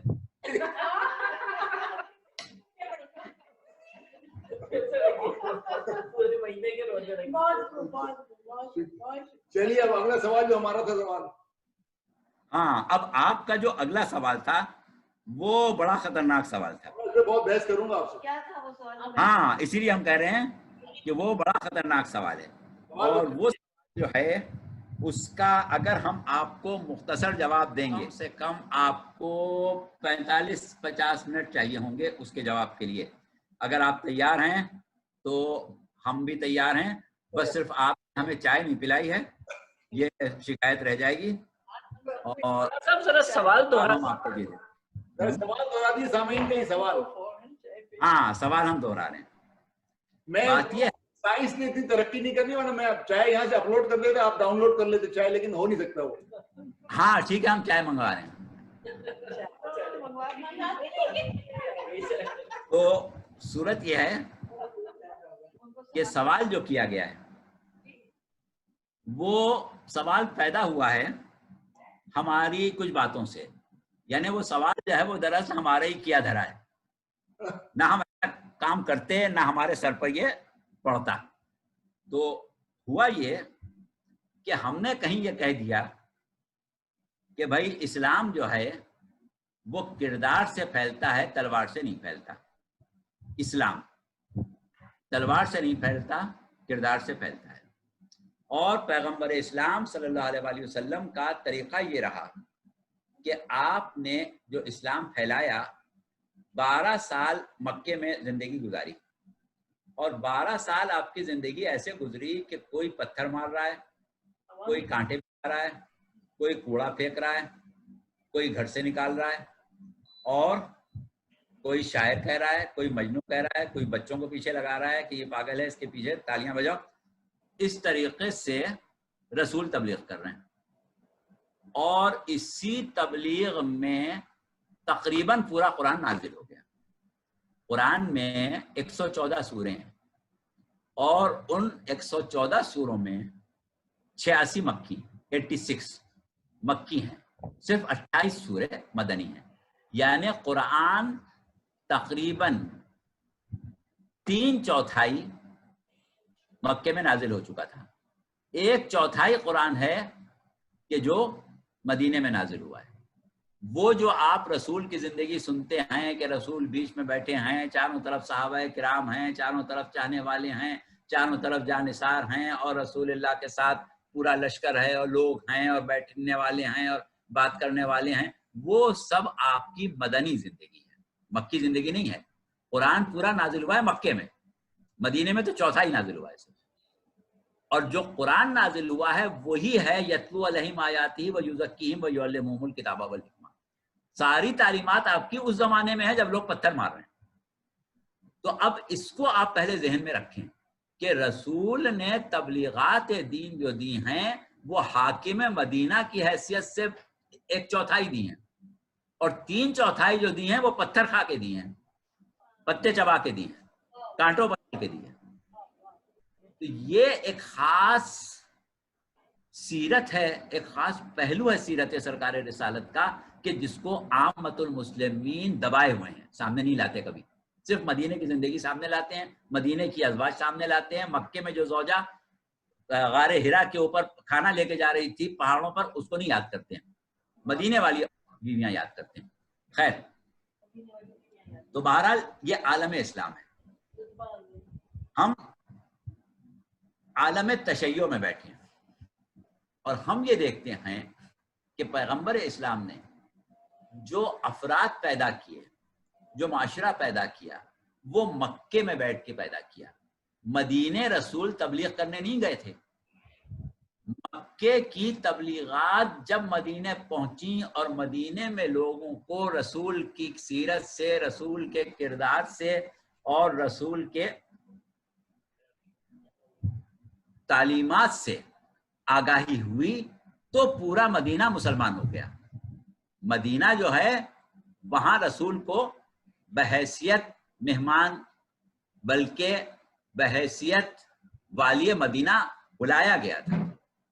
مدینہ پہلے سے پورا مسلمان تھا, تو پہلے سے پورا مدینہ جو مسلمان ہوا وہ رسول کی انہی تبلیغات سے ہوا جن سے رسول مکے میں گزر رہے تھے.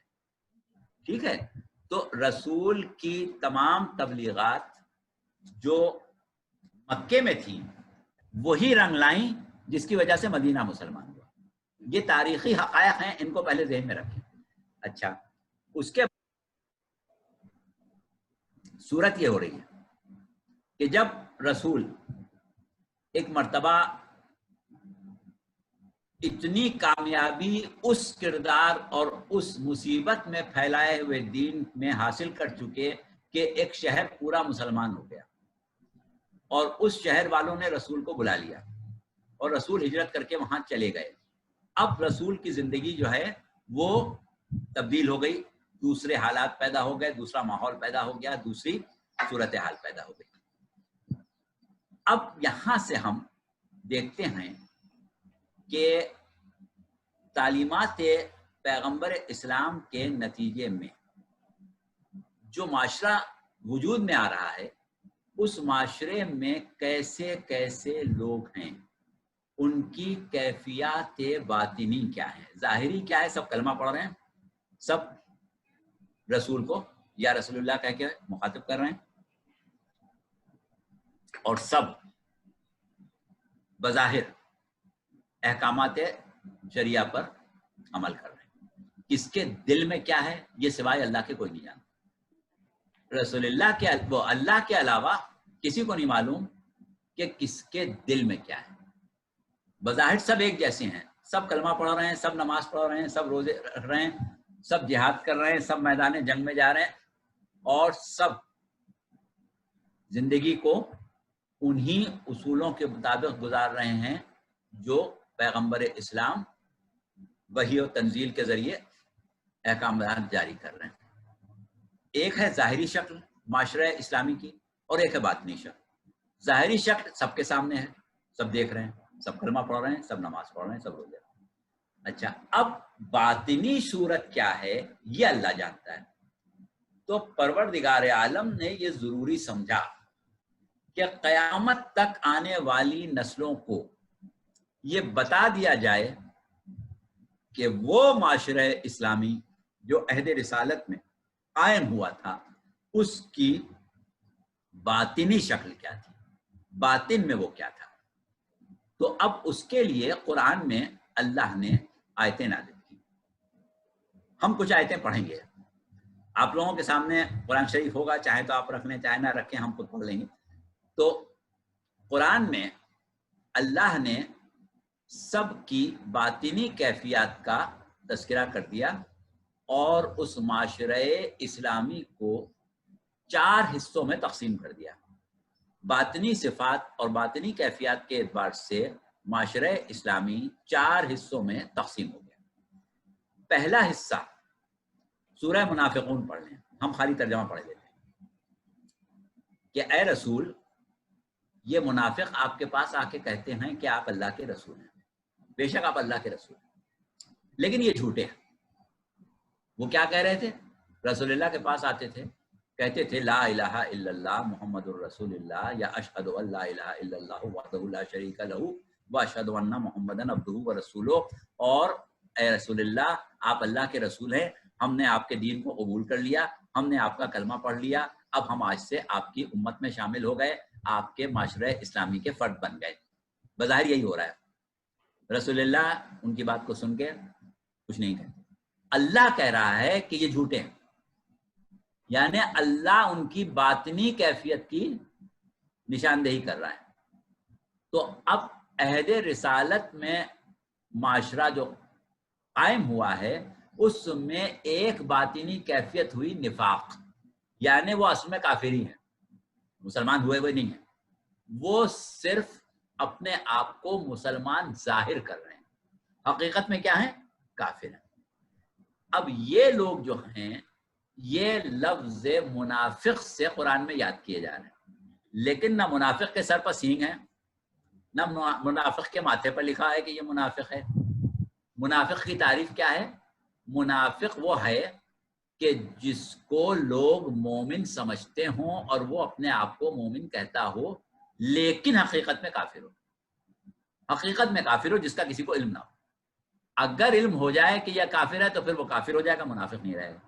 منافق اسی وقت تک رہے گا جب تک کہ اس کا کفر ظاہر نہ ہو، جب تک مومن سمجھا جائے، جب تک لوگ اس کو مومن سمجھ رہے ہیں اس وقت تک وہ منافق ہے، اور جس دن لوگ اس کو کافر سمجھ لیں اس دن وہ کافر ہو جائے گا.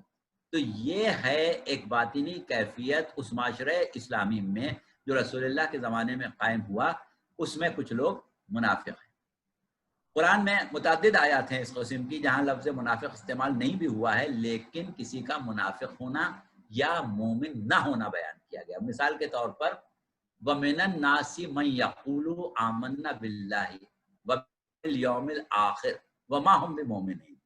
لوگوں میں ایسے بھی ہیں کہ جو کہتے ہیں کہ ہم اللہ پر بھی ایمان لے آئے، ہم اللہ پر بھی ایمان لے آئے ہیں، ہم روز آخرت پر بھی ایمان لے آئے ہیں، لیکن اللہ یہ کہتا ہے کہ وہ مومن نہیں، یعنی وہ اپنے آپ کو مومن کہتے ہیں، زمانہ ان کو مومن کہتا ہے، معاشرہ ان کو مومن کہتا ہے، اللہ کہتا ہے وہ مومن نہیں، کیونکہ اللہ دل کا حال جانتا ہے. تو ایسے لوگ بھی ہیں کہ جو ہیں لیکن مومن نہیں. اچھا، اب اس کے بعد آپ آئیں، ہم ایک آیت پڑھ رہے ہیں سورہ حجرات کی 14ویں آیت. پروردگار عالم ارشاد فرما رہا ہے کہ قالت الاعراب آمنا قل لم یؤمن ولكن قولوا اسلمنا ولما يدخل الایمان فی قلوبکم. اے رسول یہ عرب آپ کے پاس آتے ہیں اور آ کے کہتے ہیں کہ ہم ایمان لے آئے. ان سے کہیں کہ تم ایمان نہیں لائے. دیکھیے عجیب بات ہے، وہ آئے ہیں رسول کے پاس اور کہہ رہے ہیں یا رسول اللہ ہم ایمان لے آئے. جتنے لوگوں کے سامنے بیٹھ کے وہ یہ کہہ رہے ہیں کہ یا رسول اللہ ہم ایمان لے آئے، ہر شخص یہی سمجھے گا کہ یہ شخص مومن ہے، یہ ایمان لے آیا۔ اللہ کہہ رہا ہے کہ ان سے کہو کہ تم ایمان نہیں لائے، تم یہ کہا کرو وَلَٰكِنَّا قُولُوا أَسْلَمْنَا، تم یہ کہا کرو کہ ہم اسلام لائے۔ وہاں کیا کہا تھا کہ تم منافق ہو، جھوٹے ہو، یہاں نہیں کہا کہ جھوٹے ہو، یہاں کہا کہ تم اسلام لائے۔ یہ نہ کہا کرو کہ ایمان لائے، یہ کہا کرو کہ اسلام لائے۔ تو اللہ نے یہاں اسلام اور ایمان دو الگ الگ چیزیں کر دی، یعنی کچھ لوگ وہ ہیں جو اسلام لائے ہیں، کچھ وہ ہیں جو ایمان لائے، کچھ وہ ہیں جو کچھ نہیں لائے، صرف ظاہراً اپنے آپ کو مسلمان کہہ رہے ہیں کافر۔ تو وہ جو اپنے آپ کو کافر کہہ رہے ہیں، اپنے آپ کو مومن کہہ رہے ہیں کافر، وہ ہو گئے منافق۔ وہ جو اپنے آپ کو مومن کہہ رہے تھے، اللہ نے کہا نہیں مومن نہیں ہو تم، مسلم ہو، تو وہ ہو گئے مسلمان یا مسلم ہو گئے، لیکن مومن نہیں ہوئے۔ تو اب اس کا مطلب یہ ہے کہ تین قسم کے لوگ تو ہمارے سامنے، دو قسم کے لوگ ہمارے سامنے آ گئے، ایک منافق اور ایک مسلم۔ منافق مسلم دو قسم کے لوگ آئے۔ اب اس کے بعد پروردگار عالم ایک مقام پر کہتا ہے کہ فی قلوبہم مرض فزادہم اللہ مرضا، ان کے دلوں میں تو مرض ہے، بیماری ہے، دلوں میں بیماری ہے۔ وہ دلوں میں بیماری کا مطلب یہ جو ہمارے آپ کا کے زمانے میں مسئلہ ہے ہارٹ ڈیزیز کا، وہ ہارٹ ڈیزیز نہیں ہے، ان کے دلوں میں جو بیماری ہے وہ ان کے دل کی ایک کیفیت ہے جسے اللہ بیماری کہہ رہا ہے، کوئی کیفیت ہے جسے پروردگار عالم بیماری مرض کہہ رہا ہے۔ تو وہ کیفیت کیا ہے؟ وہ کیفیت ہے کیفیت شک، یعنی ان کو نہ کفر پر پورا یقین ہے، نہ ان کو اسلام پر پورا یقین ہے، ڈھلمل یقین ہے، اس پر بھی پورا یقین نہیں، اس پر بھی پورا یقین نہیں۔ ان کو اللہ نے کہا کہ ان کے نفس میں قوت یقین پیدا ہی نہیں ہوئی ہے، کسی چیز پر بھی یقین نہیں کرتے، نہ کفر پر یقین کرتے، نہ ایمان پر یقین کرتے، نہ اسلام پر یقین کرتے، ہر جگہ شک ہی رہتا ہے۔ تو ان کو ہم نام دیں گے شکاک، شک کرنے والے۔ تو عالم اسلام کا جو معاشرہ تشکیل پا رہا ہے اس میں کچھ لوگ منافق ہیں، کچھ لوگ مسلم ہیں، کچھ لوگ شکاک ہیں کہ جن کو شک ہے، نہ کفر پر یقین نہ اسلام پر یقین، کسی بات پر ان کو پورا یقین نہیں۔ اس کے بعد پروردگار عالم نے کچھ لوگوں کا اور تعارف کرایا اور کہا، یہ بھی سورہ حجرات کی آیت ہے، انما المؤمنون الذین آمنوا باللہ ورسولہ ثم لم یرتابوا وجاہدوا باموالہم وانفسہم فی سبیل اللہ اولئک ھم الصادقون۔ اللہ نے کہا کہ دیکھو مومن تو صرف وہ ہیں، عربی میں ایک لفظ استعمال ہوتا ہے انما، اس کو ہم کہتے ہیں صیغہ حصر۔ حصر یعنی کسی بات کو منحصر کر دینا کچھ لوگوں میں کہ بس یہ ہیں، ان کے علاوہ نہیں۔ تو کہا انما المؤمنون الذین آمنوا باللہ ورسولہ ثم لم یرتابوا، مومن صرف وہ ہیں، یعنی باقی جو ہیں یا منافق ہیں یا شکاک ہیں یا مسلم ہیں، مسلم ہیں، شکاک ہیں، منافق ہیں پورے معاشرے میں، لیکن کچھ لوگ ہیں جو مومن ہیں۔ ان کی پہچان کیا ہے؟ ان کی پہچان یہ ہے کہ ایک دفعہ ایمان لانے کے بعد انہیں کبھی شک نہیں ہوا۔ پہلی چیز تو یہ کہ ان کو کبھی شک نہیں ہوا، اور دوسری چیز یہ کہ انہوں نے اپنے مال سے بھی جہاد کیا، انہوں نے اپنے نفسوں سے بھی جہاد کیا۔ تو یہ وہ لوگ ہیں کہ جو اپنے دعوے ایمان میں سچے ہیں، ہم الصادقون، وہ سچے ہیں۔ کس بات میں سچے ہیں؟ جو انہوں نے دعویٰ کیا ایمان کا، دعویٰ سب نے کیا ہے، منافق نے بھی ایمان کا دعویٰ کیا، مسلم نے بھی ایمان کا دعویٰ کیا، شکاک نے بھی ایمان کا دعویٰ کیا، اور دعویٰ کر کے داخل ہو گئے معاشرہ اسلامی میں۔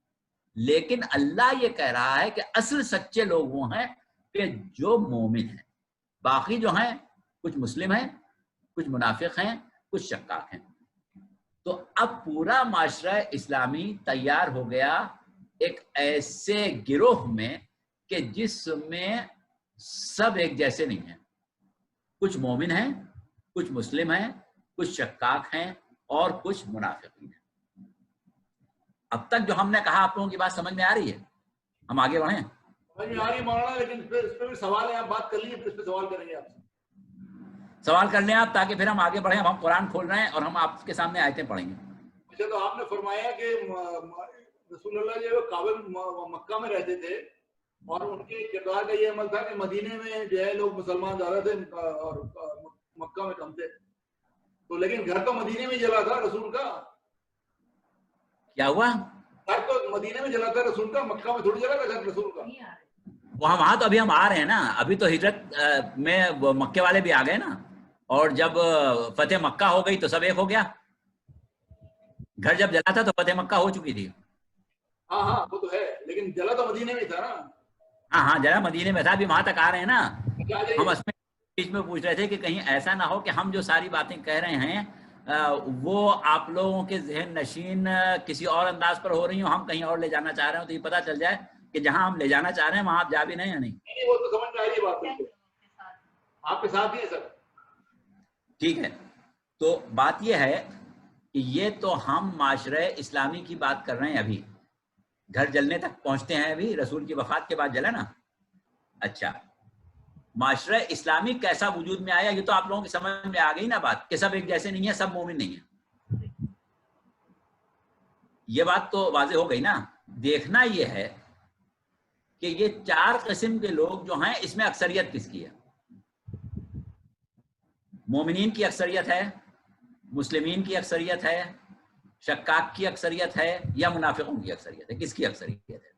اب یہ جائزہ قرآن سے لیں گے ہم, کیونکہ کیفیات ہیں باطنی, مورخ کو نہیں معلوم, اللہ بتا سکتا ہے اور کوئی نہیں بتا سکتا. معاشرہ اب جو مدینے میں قائم ہو گیا, اس میں ہر طرح کے لوگ جمع ہو گئے. اکثریت کس کی ہے یہ ہمیں نہیں معلوم.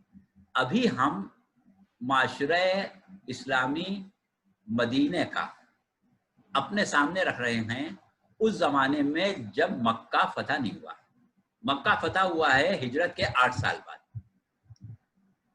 سمجھیے تقریباً 9 سال مکہ فتح ہوا ہے, اور 11ویں سال آپ کی وفات ہو گئی. مکے میں جو لوگ ہیں جنہوں نے رسول کو قتل کرنے کا منصوبہ بنا لیا تھا, اور 40 قبائل کے پہلوان جمع ہو گئے تھے, رسول کے گھر کو گھیر لیا تھا, اور یہ طے کیا تھا کہ آج محمد کو قتل کیے بغیر نہیں چھوڑیں گے. اور اس وقت رات کو اللہ نے اپنے حبیب کو وہاں سے بحفاظت نکال لیا ان کے حلقے سے اور مدینے پہنچا دیا. تو اب جن لوگوں سے بچا کے نکالا وہ سب کے سب رسول کے دشمن ہیں, اہل مکہ ہیں, مشرکین مکہ ہیں, جنہوں نے اسلام کو قبول نہیں کیا. جن لوگوں نے مکے میں اسلام کو قبول کیا تھا, کچھ کو حبشہ بھیج دیا گیا اور کچھ مدینے آ گئے. وہ لوگ کہ جنہوں نے اسلام کو قبول نہیں کیا وہ رہ گئے مکے میں, یا 2-4 ایسے کہ جنہوں نے دل سے قبول کیا تھا لیکن بعض وجوہات کی بنا پر مکے نہیں جا سکے, وہ تقیہ کے عالم میں مدینے نہیں آ سکے, تقیہ کے عالم میں مکے میں زندگی گزار رہے ہیں کافروں کے ساتھ. لیکن اکثریت وہ ہے کہ جو ہجرت کر کے حبشہ چلی گئی تھی یا ہجرت کر کے مدینے آ گئی. اب مکہ جو ہے وہ کافروں کا شہر ہو گیا, اور ان کافروں کا شہر ہو گیا کہ جن کے بارے میں یہ بات طے ہے کہ وہ اسلام لانے کو کسی حال میں تیار نہیں ہے, کسی صورت میں بھی, کیونکہ رسول 12 سال ان کے درمیان ہدایت کرتے رہے, ان کے اوپر کوئی اثر نہیں ہوا. اور اب جب رسول کو قتل کرنے کا انہوں نے ارادہ کیا, رسول ہجرت کر کے چلے گئے, تو اب ان کے عزائم یہ ہیں کہ جہاں رسول ہیں وہاں جا کے رسول کو مار دیں گے, اور ان کے ماننے والوں کو بھی مار دیں گے, اور ان کے دین کو مکمل طور سے تہس نہس کر دیں گے. اب یہ ان کا منصوبہ ہے. اچھا, اب یہاں پر ایک چیز ہم اور آپ سے کہہ دیں. جب صورتحال یہ ہوئی کہ سرکار رسالت اپنی تبلیغات میں اس اعتبار سے تو کامیاب نہیں ہو رہے ہیں کہ جو ان کا معاشرہ, ان کا شہر, ان کا علاقہ ہے, وہاں کے لوگ ساتھ دینے کو تیار نہیں. البتہ دور دور اسلام جو ہے وہ پھیل رہا ہے, مدینے میں پھیل گیا, حبشہ میں پھیل گیا, اور دوسری جگہ اسلام جا رہا ہے. مکے والے بڑے صاف دل ہیں, وہ نہیں راضی ہو. لیکن مکے والے تھے بڑے سمجھدار اور بڑے مکر و فریب کے ہوگئے. انہوں نے سوچا کہ محمد کو ہم کسی طرح ایسے مقام پر لے آئیں کہ یہ جو تبلیغات کرتے ہیں، یہ جو گفتگو کرتے ہیں، یہ جو دلائل دیتے ہیں، یہ جو باتیں پیش کرتے ہیں، لوگ بڑی جلدی سے ان کی بات مان لیتے ہیں۔ ہم نے کتنی ہی کوشش کر لی، ان کو گھر سے بھی نکالا، ان کو پریشان بھی کیا، ان کو ستایا بھی، ان کے اوپر ہر طرح کا ظلم بھی کیا، لیکن اس کے باوجود ان کی بات میں اثر ہے، اور ان کا دائرہ اثر جو ہے وہ آہستہ آہستہ بڑھ رہا ہے۔ جہاں تک ہمارا دائرہ اثر نہیں پہنچ رہا ہے وہاں ان کا دائرہ اثر جا رہا ہے۔ تو اب کوئی ایسا کام کریں کہ ہم ان کے اس پھیلاؤ کو کچھ روک دیں۔ لہذا بڑا سر جوڑ کے وہ لوگ بیٹھے، بہت سوچا، بہت سمجھا، بہت غور کیا، اور اس کے بعد سب نے مل کے 4 سمجھدار افراد کو اپنا نمائندہ بنایا اور ان کو رسول اللہ کے پاس بھیجا،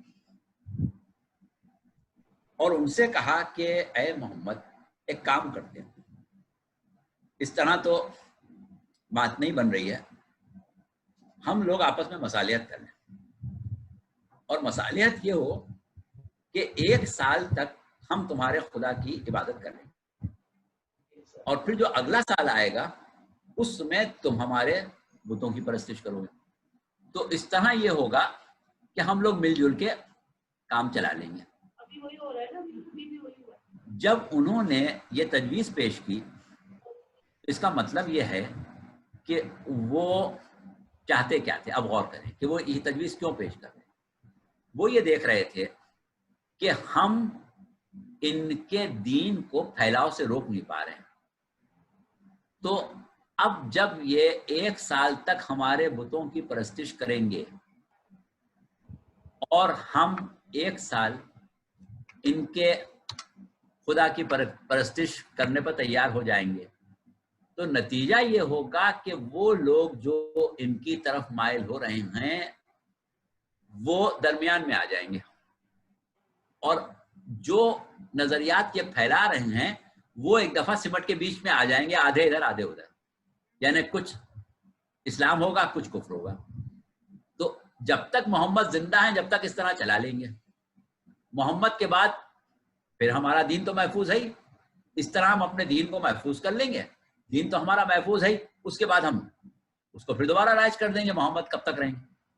یہ ان کی ایک سازش، ان کا منصوبہ یا ان کی پلاننگ تھی۔ جب وہ یہ لے کے رسول کے پاس آئے تو پروردگار عالم نے کہا قل یا ایھا الکافرون، اے رسول آپ ان سے کہیں کہ اے کافروں، لا اعبد ما تعبدون، ہم کبھی بھی اس کی عبادت نہیں کریں گے جس کی عبادت تم کرتے ہو، اور اس کے بعد جس کی ہم عبادت کرتے ہیں تم کبھی اس کی عبادت نہیں کرو گے۔ اب وہ آیتیں آپ لوگوں کو یاد ہیں، ہم نہیں پڑھتے۔ ولا انا عابد ما عبدتم ولا انتم عابدون ما اعبد لکم دینکم ولی دین۔ تو کیا ہوگا کہ کبھی بھی تم اس کی عبادت نہیں کرو گے جس کی ہم کرتے ہیں۔ یہ جو تم بات کر رہے ہو کہ 1 سال ہم اللہ کی بات کریں گے، تو یہ کون سی اللہ کی بات ہوئی کہ 1 سال تو تم بتوں کی کرو گے، تو یہ اللہ کی عبادت کب ہوگی؟ تم کبھی بھی نہیں کر سکو گے، کرو ہی گے نہیں۔ تمہارے اندر وہ جذبہ، وہ قوت، وہ پاکیزگی ہے ہی نہیں کہ تم کبھی خدا واحد کی عبادت کرو، کبھی بھی نہیں کرو گے، تم زندگی بھر نہیں کرو گے۔ اور ہم سے یہ توقع نہیں رکھنا کہ ہم کبھی بھی تمہارے دیوتاؤں کی، تمہارے بتوں کی عبادت کریں گے۔ تو اب اگر تمہیں مصالحت کرنا ہے تو اس بات پر مصالحت نہیں ہوگی کہ کبھی ہم تمہارے بتوں کی بات کریں، کبھی تم ہمارے اللہ کی بات کرو۔ مصالحت اس بات پر ہوگی کہ لکم دینکم ولی دین، تمہارا دین تمہارے ساتھ، ہم تمہارے دین پر تم سے نہیں جھگڑیں گے، ہمارا دین ہمارے ساتھ ہے، تم ہمارے دین پر ہم سے مت جھگڑنا۔ بس یہ ہماری تمہاری مصالحت ہو سکتی ہے، یہ نہیں ہو سکتی کہ ہم بھی اور تم مل کے ایک مشترکہ دین بنا لیں، ایسا کبھی نہیں ہوگا۔ یہ بات پروردگار عالم نے کہی ان لوگوں سے کہ جو مکے میں ہیں اور اسلام قبول کرنے کو تیار نہیں۔ یہ سورہ مکی زندگی میں کبھی آخر زمانے میں نازل ہوا ہوگا، کیونکہ بعض لوگوں نے اس کو مدنی بھی کہا ہے، لیکن مدنی نہیں ہے۔ اس کے بعد آپ ہجرت کر کے مدینے آ گئے، اب آپ آ گئے مدینے، مصالحت ہو گئی اس بات پر کہ دین پر جھگڑا نہیں ہوگا، لیکن وہ اس پر قائم نہیں رہے۔ انہوں نے آ کے بدر میں حملہ کر دیا، پھر احد میں حملہ کر دیا، پھر خندق میں حملہ کر دیا، وہ پھر ایک الگ مسئلہ ہے۔ ہوا یہ کہ ایک مصالحت اس بات پر، لیکن اب ہم آپ سے کچھ باریکیوں کی طرف توجہ دلوانا چاہتے ہیں، غور سے سنیے گا۔ پروردگار عالم جب کلام کرتا ہے اور عالم انسانیت کو مخاطب کرتا ہے تو مختلف انداز سے مخاطب کرتا ہے۔ کبھی کہتا ہے یا ایھا الناس، کبھی کہتا ہے یا اہل الکتاب، کبھی کہتا ہے یا ایھا الذین آمنوا۔ یہاں پر پروردگار عالم نے کوئی لفظ استعمال نہیں کیا، یہاں کہا قل یا ایھا الکافرون۔ قل یا ایھا الکافرون کا مطلب یہ کہ اللہ نے ان سے براہ راست خطاب کرنا مناسب نہیں سمجھا، یا یہ سمجھیں کہ ان کو اس لائق نہیں سمجھا کہ اللہ ان سے مخاطب ہو۔ کہا اے رسول آپ کہہ دیجیے، ہم نہیں کہتے ہیں، ہم ان سے بات ہی نہیں کرتے، اے رسول آپ کہیں ان سے کہ اے کافرو، ان کو خطاب کریں، یہ کہہ کے نہیں کریں کہ اے لوگو، لوگوں مت کہنا ان کو، ان سے کہنا اے کافرو، تم جس کی عبادت کرتے ہو ہم کبھی اس کی عبادت نہیں کریں گے، اور ہم جس کی عبادت کرتے ہیں تم کبھی اس کی عبادت نہیں کرو گے۔ اللہ اپنے علم کی بنیاد پر ایک بات کہہ رہا ہے۔ فرض کیجئے کہ یہ لوگ آگے چل کے کلمہ پڑھ لیں اور مسلمان ہو جائیں، تو ہم ان کے بارے میں یہ یقین کر لیں کہ یہ مومن ہو گئے، صدق دل سے مسلمان ہو گئے، یا ہم ان کو اس زمرے میں رکھیں جس کو اللہ کہہ رہا ہے کہ وما ہم بمومنون، کہ وہ مومن نہیں ہے۔ اب آپ بتائیے، آپ خود جواب دیجئے، ہم ان کو کس زمرے میں رکھیں اگر آگے چل کے یہ اسلام کا اعلان کر دیں، جن کے بارے میں اللہ یہ کہہ رہا ہے کہ تم کبھی بھی مسلمان نہیں ہوگے، تم کبھی بھی ہماری عبادت نہیں کرو گے، آئندہ کبھی بھی عبادت نہیں کرو گے۔ ان کے بارے میں آپ کیا رائے رکھتے ہیں؟ آپ کے خیال میں اگر وہ کبھی کلمہ پڑھ لیں تو آپ ان کو کس زمرے میں رکھیں گے؟ جی منافق میں رکھیں گے نا، کیونکہ ان کے کلمے پر اعتبار نہیں کریں گے، ہم اللہ کے علم پر اعتبار کریں گے۔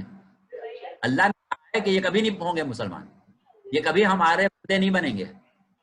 اب اگر وہ کہہ رہے ہیں کہ ہم نے تو کلمہ پڑھ لیا، ہم مسلمان ہو گئے، تو وہ کس زمرے میں آئیں گے؟ منافق والے زمرے میں آئیں گے نا، منافق سمجھیں گے۔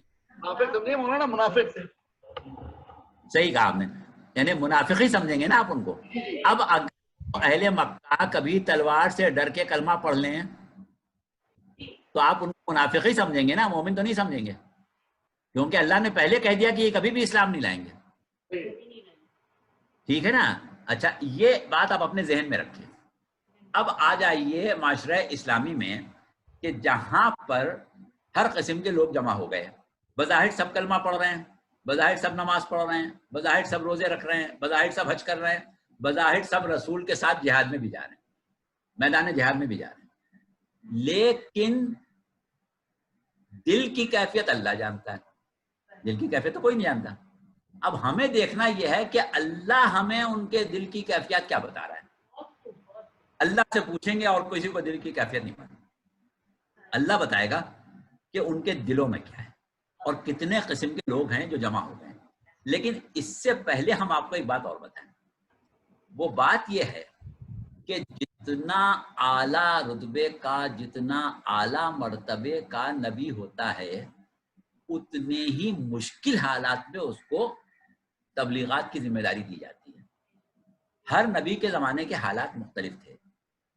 جتنے انبیاء ما سبق سرکار رسالت صلی اللہ علیہ وسلم سے پہلے مبعوث ہوئے تھے، وہ سب جزئی انبیاء تھے۔ سرکار رسالت کلی انبیاء ہے، نبوت کاملہ کیا ہے، باقی سب اس میں سے کوئی نبوت کاملہ نہیں رکھتا تھا، سب نبوت جزئی رکھتے تھے۔ اور ہر نبی کے ساتھ یہ ایک خوش قسمتی رہی کہ اس کے مخالفین ہمیشہ مخالف بن کے سامنے آئے،